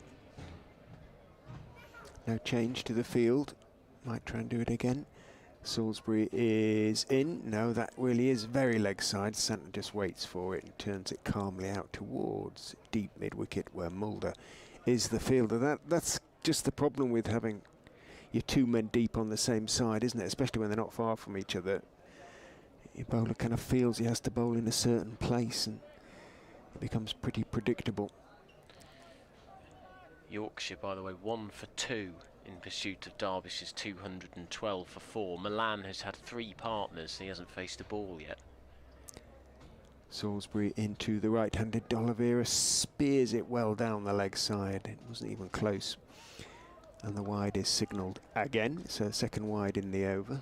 35 for 1. That's being played at? That is being played at Derby. At Derby, okay. Lancashire posting 195 for 7 against Durham. Northamptonshire 177 for 5 against Notts. They're 19 for 1 in reply. Salisbury is in. D'Oliveira backs away. He's hit on the pad. Looks up to see Santner charging towards him as the leg bye is taken fine and running in from short third man to field. Throws at the stumps at the non-striker's end. Misses them. Ackerman backs up. A rumble of thunder away to the south and southwest, but it is away to the south and southwest. So far we've been fortunate. 36 for 1 Worcestershire. DLS 28. Salisbury is in. Backing away is Santner. He's followed by Salisbury, but wristily turned out into the leg side. Fielded out there by Mulder. Again, I think it was behind the pillar. And 1 is taken to finish the over. 37 for 1. So good over for Worcestershire. Brings their power play to an end on 37 for 1. Well behind Leicestershire's power play, which was 56 for 1. But wasn't long thereafter where things started to go slightly awry as far as the Foxes were concerned. Yeah, that was the best of it by some distance. 67 for 1 the Foxes were, before losing 9 wickets in quick order to be bowled out for 112. Middlesex, by the way, chasing down 238. They've lost all 9 of their games. It's going to be one hell of a battle to not lose their 10th. Farhan Ahmed will start and bowls a beauty first up, quick and flat, and at the stumps. His leg spinners, right arm, he's gone round the wicket. Back goes Santner, 7 off 8, and punches it to cover where there's no run. Up comes Ahmed, back again and goes Santner. Another good delivery from Ahmed, pretty much the same, maybe a little bit quicker and a little bit straighter. Staying low, difficult, isn't it, for the batter? 16 on his back, Ahmed, the England international. Past the umpire now, tosses this one up and back goes Santner and plays this very well indeed. That's going to run away for 4. It's a fabulous shot. Lovely arch blade from the New Zealander who pushed it back and played it very square to find the gap. There's a deep cover out there, but it raced away for 4. And after... Gorgeous timing, isn't it? It was, wasn't it? He's timed a few of those absolutely beautifully. Yeah. Off the back foot on the offside, so he moves on to 11.41 for 172 to win. Ahmed tosses this one up and he slips as he goes to collect the ball, does Ahmed, and that means that Santner can get a single down the ground. Looks horrendous over there to the southwest now. Yes. Sort of towards Coventry, I think, somewhere like that, or closer maybe. Heavy rain has stopped the test match at Edgbaston, and it's that shows makes no sense. sign of abating. England lost 2 wickets in the 20 minutes that they were back out on the field. Backward point comes in as Ahmed bowls, and back goes D'Oliveira, who hasn't quite found his timing yet. Plays this to deep point, and there is no run. And just feel the wind pick up. It's just come into our commentary box. Wonder maybe that might be an ominous sign. Either way, the floodlights are on. It doesn't look too bad at the moment. There's white cloud above. It's quite dark here, though. Ahmed, past the umpire, tosses this one up. Oh, that doesn't bounce either. And Santner goes back just about. Toe ends this to cover. Stands there. How are you supposed to play that, he says. And that is the end of the over, the end of the 7th over, with Santner on 12, D'Oliveira on 9. You're listening to Leicestershire against Worcestershire in the T20 Blast here at Grace Road. And after being bowled out for 112, Leicestershire, Worcestershire require 70 to win of 13 overs.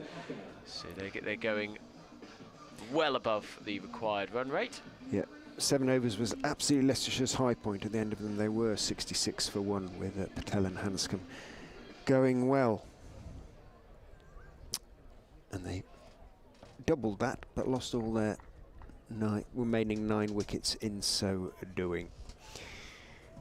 Ackerman brings himself back on from the Bennett end, is in, reverse swept, reverse paddle swept by D'Oliveira. That might go down to find third man for 4. It does. Good chasing effort. Oh, no, he did. Salisbury dragged it back. I thought the ball had beaten him over the ropes, but Salisbury put in the dive. He'll have lost a layer of skin in certain parts of his body, and he's now examining his right elbow ruefully, but he did save 3 in the end. Did they run 3? They ran 3, so he saved 1 for the loss of the skin on his elbow. Ackerman is going to go round the wicket to the left-handed Santner. He does have more cover now. Obviously, we're out of the power play. Goes in and bowls. Santner goes back and is missing it. And how isn't he bowled there? Howl of anguish from Colin Ackerman. It bounces out of Handscomb's gloves, possibly because Handscomb thought it was going to hit the stumps, but missed them by the merest fraction. Ackerman is in. Santner's just waiting for that one and pushing it carefully, much more carefully in front of point into the offside. Tom Scriven runs back and picks up. Santner picks up a single, moves on to 13. It's all they need do, Worcester, and it's all they are doing at the moment. 47 for 1, 66 to win at 5.3 and over. Again, the reverse paddle sweep from D'Oliveira, telegraphed several months in advance, almost. He was in position almost for Ackerman, sort of was at the crease there. played it well enough, but there is cover out there. Ahmed came into field, so it is still just going to be the 1, 48 for 1. Into Santner goes Ackerman. It's cut very finely. Parkinson does well, diving away to his right at short. Third man to prevent it. Running down to the third man boundary for 4. Again, a single. This time to Santner, 49 for 1. Yorkshire are 7 for 4 in their game at Derbyshire. They need 206 to win. Tattersall's just gone. Even Fletcher won't be too lugubrious about this one. You wouldn't have thought. In goes Ackerman, bowls, and it, I'm sure, isn't being told as much anyway. Taking the edge off it as that is clipped out into the onside by D'Oliveira, and 1 run is taken. Brings up the Rapids 50. Not very rapid 50, but rapid enough as far as they're concerned. 50 for 1. 14 apiece to Santner and to Brett D'Oliveira, and they have plenty of overs to come. 12 of them, in fact, and they need just 63 more runs. Off 72 balls, and they should do it comfortably. That DLS marker, the par is at 39. So if the rain were to come, and we are seeing slightly darker clouds come over from our right-hand side. It's going that way, Is he though. going that way? Be So all it right. might just be avoiding us. Parkinson will bowl a new over, and he's creamed immediately, stopped at cover. Very athletic fielding from Ackerman, who was almost running in at the pitch and stopped it, diving to his left, and stops the run too. 50 for 1, the score remains. D'Oliveira 14 of 18 as Parkinson comes in, and D'Oliveira goes back and sort of wheels himself round to guide the ball towards deep mid-wicket, where he'll pick up a single. He moves on to 15 from 19. Target now 62 away from 11.4 overs. Parkinson is going to go over the wicket as the left-hander to the left-handed Santner. It's a tall man. He's got a bright blue helmet. And he goes back and carves that, and that'll be 4 runs. It's a glorious shot. He's played so many good shots from that kind of delivery. Back off the back foot, arching the blade and just carving it away along the floor for 4. Terrible ball though. It was short, wasn't it? Really short. Any sort of width and time that he's given, and if it's too short, it's getting punished. Down the pitch he comes and flashes this down the ground, and it's hit straight to the fielder at long off. And it's Vian Mulder who collects it, who's probably the safest pair of hands in the Leicestershire team. And he caught it bending down, probably caught it sort of in front of his midriff. And that is the 2nd wicket to fall. I'm not sure why Santner really needed to do that. Just thinking exactly that. Why do that? You've just got a 4. So they've got their runs from the over already. He didn't need to come down the track and launch that, but he decided he probably had enough of waiting around, and his head is still bowed, and he raises it to then lift it to the heavens. He's very disappointed with that, and you can see why. He has to depart, and Worcestershire lose their 2nd wicket there, 55 for 2. Travelling, I mean, he got plenty of it, and it was a decent catch by Vian Mulder, but yeah, completely unnecessary to go aerial, really. Yeah, it just didn't seem particularly necessary. I can see why I did it. It was sort of the right ball for it, but you could just play it safe. They're not chasing a big total, they're chasing 113. Yeah, they're halfway there, and you know, to do that in those circumstances, because it does take a, you know, it is tricky for a new batter, and once you've got yourself in, you can just push it around. Parkinson gets another couple here. Parkinson, Ackerman, they lose 2 in 2 overs, something like that. And we've already seen in this game how teams can collapse, Richard. Adam Hose, who is the top scorer for Worcestershire in this competition so far, as Parkinson comes in towards him and is driven, and it beats the infielder Colin Ackerman, and will race out to mid-off, who races round to his left to collect it and saves the 2 as a result. Kimber, beautiful fielding. Yeah, very well done indeed. He's a big man, but he's actually quite fleet-footed for a fielder. Gets himself around the field very quickly. Parkinson moves in quickly, Bowls this a little bit short of a length, but it bounces, spits up off the surface slightly as D'Oliveira guides it into the mid-wicket region. And do I hear the sound of the Hells Angels off to our left-hand side? You do. Sunday afternoon. They've been out for their regular constitutional. They end of the over, 57 for 2. So 11 overs remain, 56 to win. They need to go at 5.1 and over. They're doing that comfortably. Seems to it's perfect for sort of T20 cricket that the times combine, don't they, rather nicely. So they go out on a Sunday afternoon, do they, for a long ride, and they also seem to go out on a weekday. Yeah, they go out in the morning. So they're starting coming back now. Yeah. Oh, is that what they're doing? I think that's yeah. That would tend to be the sound of the Harleys coming up Milligan Road. Rehan Ahmed on from the Bennett end to Brett D'Oliveira, who waits for the delivery as it comes down towards leg stump and clips it calmly out towards deep backward square. Takes one, moves on to 17, doing the right job, the experienced man for his side. The skipper has got his head on today. 58 for 2. Duckworth Lewis is showing at 47 after 9.1 overs. Wicket would make a big difference as in goes Ahmed, and it's a full toss that is paddle swept, reverse paddle swept by Hose. Big tall man, so didn't have to reach very far. Changed his grip, ball floated up nicely outside his off stump and swept it away behind square for 4. Clever shot, perfectly executed to the right ball. Yeah, it was well dispatched. And it wasn't telegraphed. Sometimes you see that shot, it's done. No, he saw it. Yeah, they didn't. He saw the full toss, didn't he? Yeah. So you're right. He adapted to the delivery. In goes Ahmed. Bowled him! Goes through Adam Hose. Might have been the googly. Stayed a bit low. Hose, that tall man, tried to chop it away through the offside again.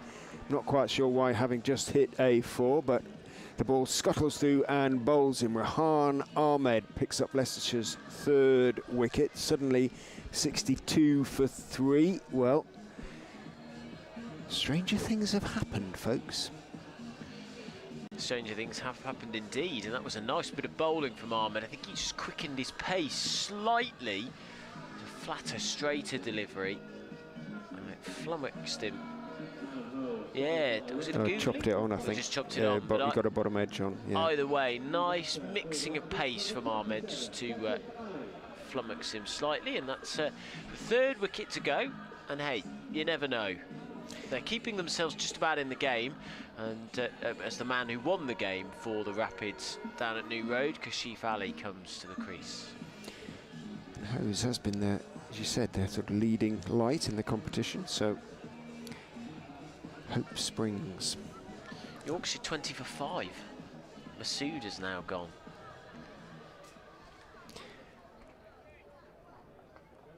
Remarkable game, that. Ahmed is in. Kashif Ali just calmly waits for the delivery outside off stump as it turns away from him and steers it out into the offside, where Parkinson is waiting in front of the popular seats over there, much quieter over there. One of the regular denizens of Stench Benno's stand, Gary, came up and had a word beforehand. In goes Ahmed, bowls and whipped away off the back foot by D'Oliveira out towards long on. Where Matt Salisbury is the fielder, and one is it's Louis Kimber who's out there, I beg his pardon, now moved round, and one is taken. But just saying how they heard the commentary about the chanting from over there the other night as forward goes as Kashif, just turning the delivery from him, but out into the leg side. 2 fielders get in each other's way, rather running in Scriven and Finan. Finan eventually picks up, but Kashif and D'Oliveira make 1 into 2. There probably always was 2. 66 for 3 after 10. But just saying that the regulars over there really found it horribly distasteful, as I think many in the ground did, and hence they were sitting elsewhere. Yeah, it was a funny old atmosphere that night.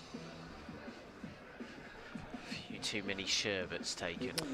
In parts, yeah, for sure.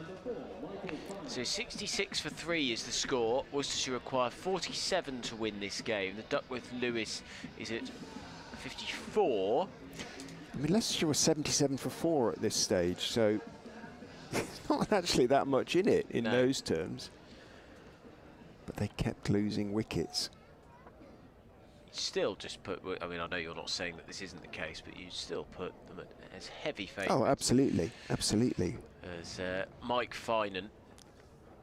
Rain over there, coming our way now.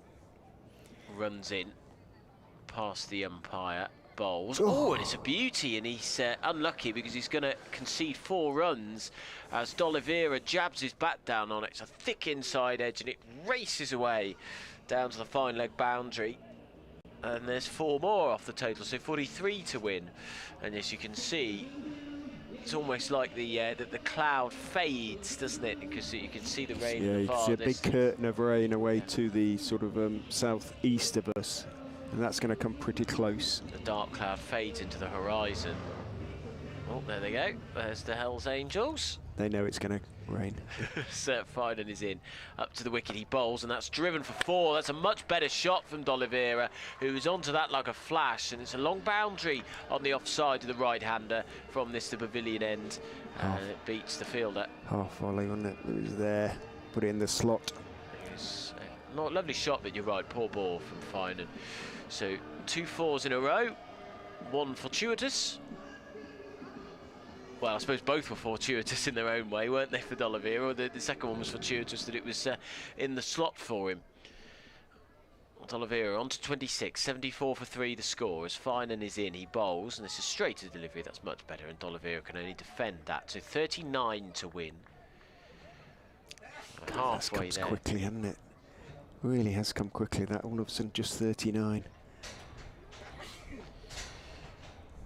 You may have picked up on our effects, Mike. I think everybody who came down the steps then sneezed. We had about 3 sneezes from 3 different people. There's another one. It's bad for hay fever. I know hay fever sufferers have had a horrible time of it recently. Finan past the umpire now. He bowls, and it's down the leg side, so that will be a wide. And it's 38 to win. That's 10.3 overs. Just over halfway in terms of the overs bowled. Don't know whether Worcestershire will try. I mean, they're out there on the field. They probably can't see what we can see. We're about 3 stories high, so they probably can't see what we can see. But they know they're miles ahead on DLS now, 20 runs ahead. So D'Oliveira is such an experienced cricketer. He waits, raises his bat at hip level. As Finan is in, he's clipped off his pads towards Mulder, who's fielding at mid-on. They scamper through for a single, so he's on to 27, D'Oliveira, 37 to win from 56 balls. Finan's figures 1.4 overs, none for 13. His first over only went for 3. As he holds the ball in his right hand, he's just having a little bit of a conversation from Colin Ackerman. Leicestershire all in green. They've got stripy green tops and green trousers. As in comes Finan, bowls. A little bit back of a length this one, and Kashif Ali defends, and there is no run as the ball finds its way to Rishi Patel at mid-wicket.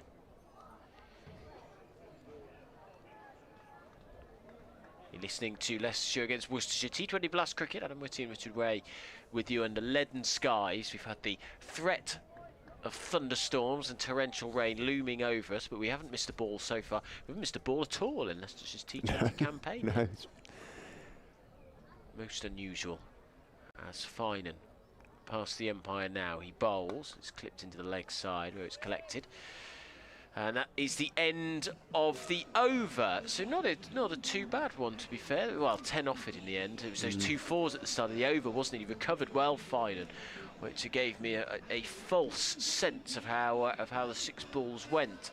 So D'Oliveira 27, Kashif Ali is on to 3. And if you bend forward and look to your left, look to your left now, it is Armageddon is heading our way, judging by Ooh. Worcestershire need 37 of 55 balls, but the key point at this stage, they're well ahead of the Duckworth-Lewis, which is on 59. Yeah. They'd like to have it won before the rain, properly won, I think, before the Yep. rain arrives, but it makes no odds, I suppose. Ahmed is in to D'Oliveira, who is sweeping in the air. It's going to bounce short of Tom Scriven, a deep backward square, although he is 10, maybe 15 yards inside the ropes. Bounces just short of him.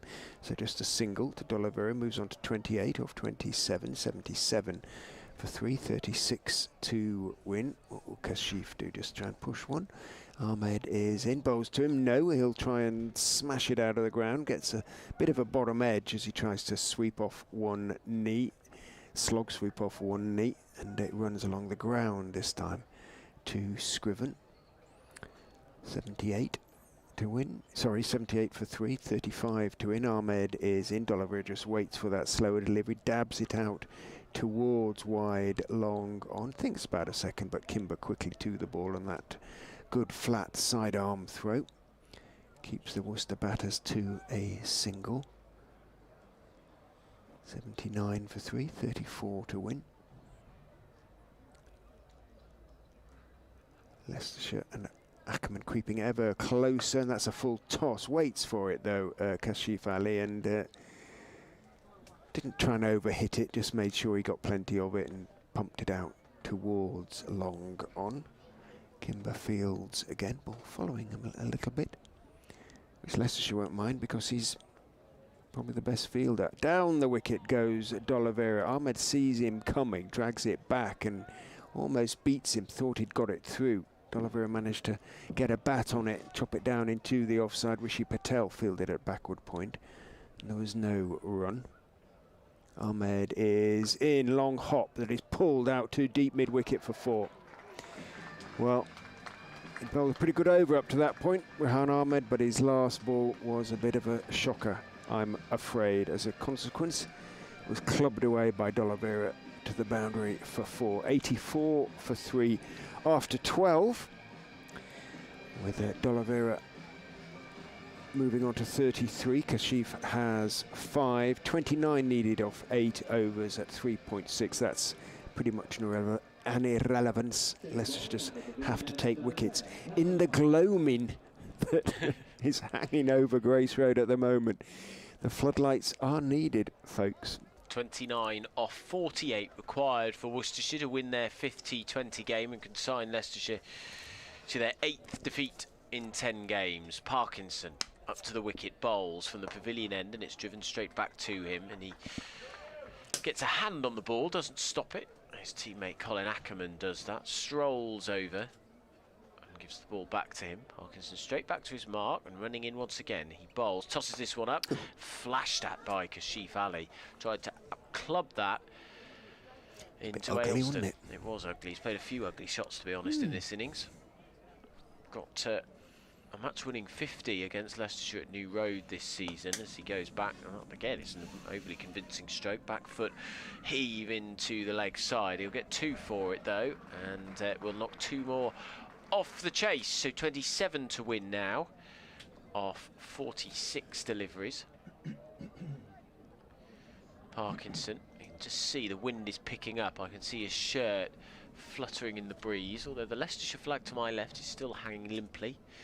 He's up to the wicket, he bowls. That's a quicker, flatter delivery from Parkinson on a leg stump, and it's clipped by Kashif Ali. That one was more textbook, more orthodox, and more aesthetically pleasing as he picks up a single. 26 to win, Kashif Ali on to 8.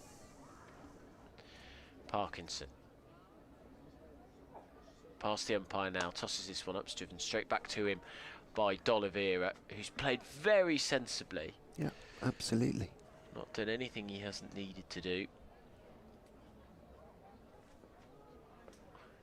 As Parkinson comes up again, away from us, and is cut. And that's going to race away for at least 2. I think, yes, the fielders will come back. It's played out to deep point. And Handscomb tries very cleverly to throw the ball at the stumps at the back of his hand.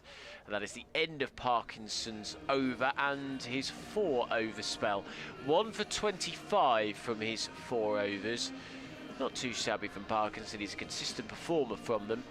And Worcestershire are 89 for 3. They need 24 to win off 24 balls. No, that's not right. 42 balls. Sorry, I've got right numbers in the wrong order. 42. I had the numbers 2 and 4 in my head and got them all the right notes in the wrong place. Eric Markham once famously said, Ackerman is in to Kashif, who is just waiting for that one, turning his wrists on a defensive push. Trickles out towards mid-on at a sufficiently slow speed for Rehan Ahmed to get across and prevent a single. Ackerman is in. Completely repeated. Gentle push into the onside. Ahmed moves across to his left and feels tumbles as he does so, but prevents one. Ackerman is in. The ball is just pushed back to him by Kashif on this occasion. Handscomb claps his gloves together behind the stumps. 3 dot balls in a row. Ackerman steps in and bowls. Kashif gets a single off that one that is just drifting towards Midland leg, and it's pushed around the corner out towards deep square. Scriven comes into field. Kashif takes one, moves on to 9. 90 for 3, 23 to win.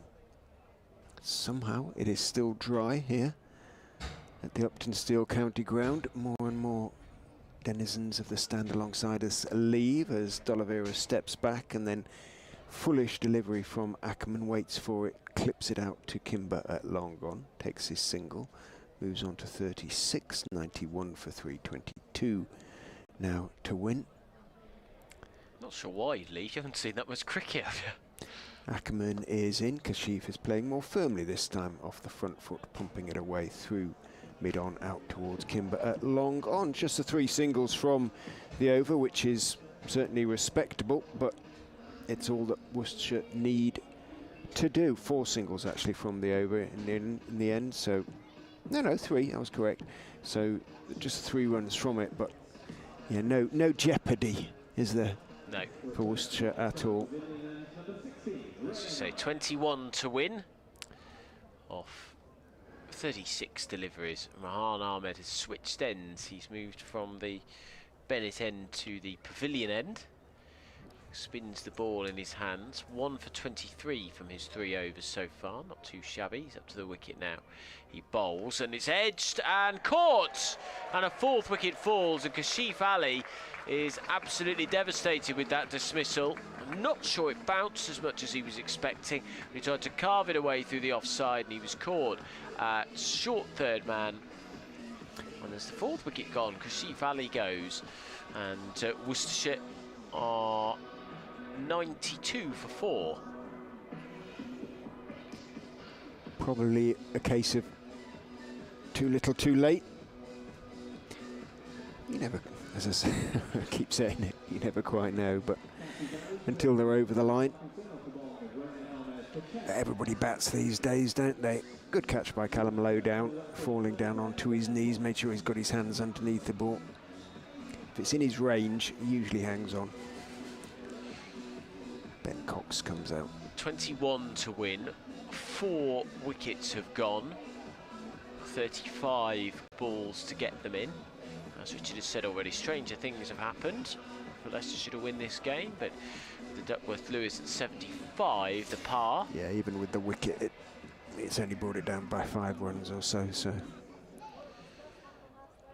Ahmed, and then with his 2nd wicket, 2 for 23 for him. Louis Kimber comes in. They're bringing the fielders up as Ben Cox comes to the crease. I don't think he's seen a huge amount of cricket. 169 runs as he moves across his stumps and clips Rehan Ahmed away to get off the mark. It's D'Oliveira who has seen them through this. He's 36 not out. Will face strike for the next ball. Fielder's out at the moment. Deep mid-wicket, deep square leg. So nobody, and there's a deep point as Ahmed bowls a straight delivery, which D'Oliveira just guides into the leg side. Single is taken. 94 for 4. 19 now needed to win. Umbrellas going up on the far side. You're right, they are. Rain in the trees, I can see now. Yes, I think I can now see rain coming onto the field. They're having a discussion, the umpires. Nobody's moving from that perspective. I think I can see the rain beginning to fall. Ahmed bowls. Oh, and he nearly plays on. Cox, very lucky, plays it into his pad. He moved back to cut it away. It's a nice ice cream man is in the nearby vicinity. It's warm enough, isn't it? It is. It's just going to get soggy by the time you've eaten it. Indeed. Ahmed tosses this one up. Oh, there's a leading edge there. He's tried to clip it away, Cox, but there's no man fielding at what would have been a silly mid-wicket. And so there is no run and no wicket. 94 for 4, just 2 runs so far off the over as Ahmed comes in, bowls a straight delivery which is defended, and that's the end of the over. Well, Ahmed will be pretty happy with his figures. 4 overs, 2 for 25 at the end of his spell. Cox on 1, D'Oliveira on 37, Worcestershire chasing down 113 on 94 for 4. They need 19 to win of 30 deliveries which remain. Yeah, the umpires, I think, basically will try and get this done before rain makes everybody wait for a couple of hours, essentially. Because we're only a few blows away, potentially. Ackerman is in to D'Oliveira, who whips it straight out towards long on. Louis Kimber out there comes in and fields, throws back to Ackerman. 1 is taken. D'Oliveira onto 38. 95 for 4, 18 to win. Ben Cox takes his guard from umpire Milnes. Rehan Ahmed comes across from the offside to mid-wicket as Ackerman is in. Attempted slog sweep by Cox. Handscomb, he misses it. Handscomb takes off the bails, but his back foot was firmly in his crease, his toes. 95 for 4 remains the score. We're going to get wet going back to our cars, potentially. Ackerman steps in and bowls quite delicately. Picked up the slog sweep, bounces just once before Scriven takes it on the run down there at deep backward square, running towards wide long leg. Cox picks up a single. 96 for 4, 17 to win. It's raining away on both sides of the ground at the moment. D'Oliveira advances down the pitch, uses his feet, drives, got to the pitch of it, and throw comes in from chasing in Nick Welsh, who's hardly touched the ball. Fielding in this innings, I don't think we've mentioned him once. The throw misses. Ackerman gives him a slightly reproachful look because it stung his hands as he attempted to clean it up. 2 taken by D'Oliveira, moves on to 40. Ackerman is in 2, his opposite number again, who goes back, but then as Ackerman follows him, just whips it behind square on the leg side. Scriven comes into field. 1 is taken. Ackerman's last ball coming up. He's conceded 23 from 3.5 overs, so again, Worcester have just basically done their job, milked the off spin. 99 for 4, Ackerman in. Cox sweeps and sweeps hard and sweeps for 4. He's got it in the gap there. Beautiful shot actually from Ben Cox. Went down on one knee, fetched it from outside off stump, but he fetched it very, very effectively indeed. That is a good way to finish the over. As far as Worcestershire is concerned, 9 from it. Just 10 now to win from the remaining 4 overs with 6 wickets in hand. Yeah, you look at the bowling figures and everybody's done okay. It's not bad for the economy rates, this. I mean, what? Finan has gone for 6.5 and over. He's been the most expensive bowler so far, but it hasn't really told the story because Worcestershire have just done what they needed to do. They needed to go in under a runner ball. They've pretty much gone for a runner ball. You just wonder what another 30 or 40 runs might have, we've said that a few times, haven't we, in this competition, but I mean, Worcester would have approached it fairly differently perhaps, but yeah, frustration again. D'Oliveira 41. They need 10 to win, do Worcestershire. There's a big dark cloud above our heads as Finan is in. And down comes D'Oliveira, smacks it for 6. That's huge.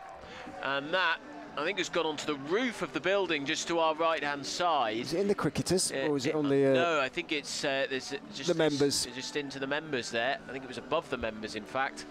And that was a monster hit from D'Oliveira, who hasn't really hit a shot in anger in his innings, but I think he can probably tell that the rain is close and that they want to get these runs quickly. So it's gone from 10 to 4 to win. Get a replacement and get it quickly, because it is now raining. I could try and do this in the over. I was sort of going to cheekily suggest, it's raining quite heavily now, I was going to cheekily suggest that Leicestershire, that Worcestershire might be able to win it in this over, and that I think they will. That's what they're going to try and do. That was he just came charging down the track. It was a length ball from Finan, and he absolutely destroyed that.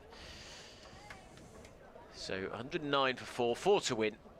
That's 3.5 overs to go. In comes Finan. Will it be off this delivery? In he comes. He flashes this, and it's going to race away. It's a big uppercut, and there it is. It's 4 runs, and it races away through cover, and that is the end of the game.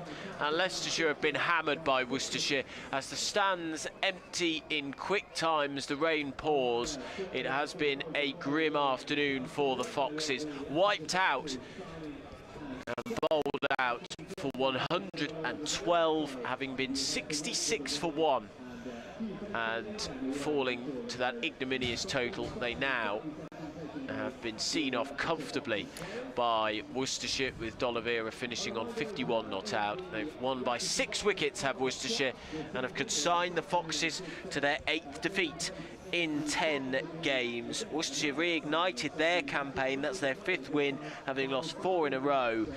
But this is a familiar tale for Leicestershire. Not enough runs on the board, not enough potency with the ball. They lose once again, I'm afraid, and have lost comfortably. Worcestershire have won by 6 wickets. What a good innings by D'Oliveira, though. Half century, undefeated of 39 balls. Oozed experience, didn't it? Didn't really take any risks. Made sure he was there at the beginning, there at the end. And if someone was going to do that, then they were going to win the game, and that is exactly what happened. You're getting wet down there, Owen? I am a little bit, yes. I'm just going to try and duck in to get some level of cover as the rain begins to pour after, as we say, Leicestershire have been beaten here. 6 wickets. 6 wickets, yeah. I'm just peering under the scoreboard. 113 for 4 Worcestershire made, so a 6-wicket defeat for Leicestershire in the T20 blast. And I mean, Richard, we spoke, didn't we, before this game, and I know I mentioned it in the interval as well about whether this was going to be enough. And you know, you talked about a 180 track, a 190, maybe 200. Colin Ackerman spoke about getting a 170, but again, it was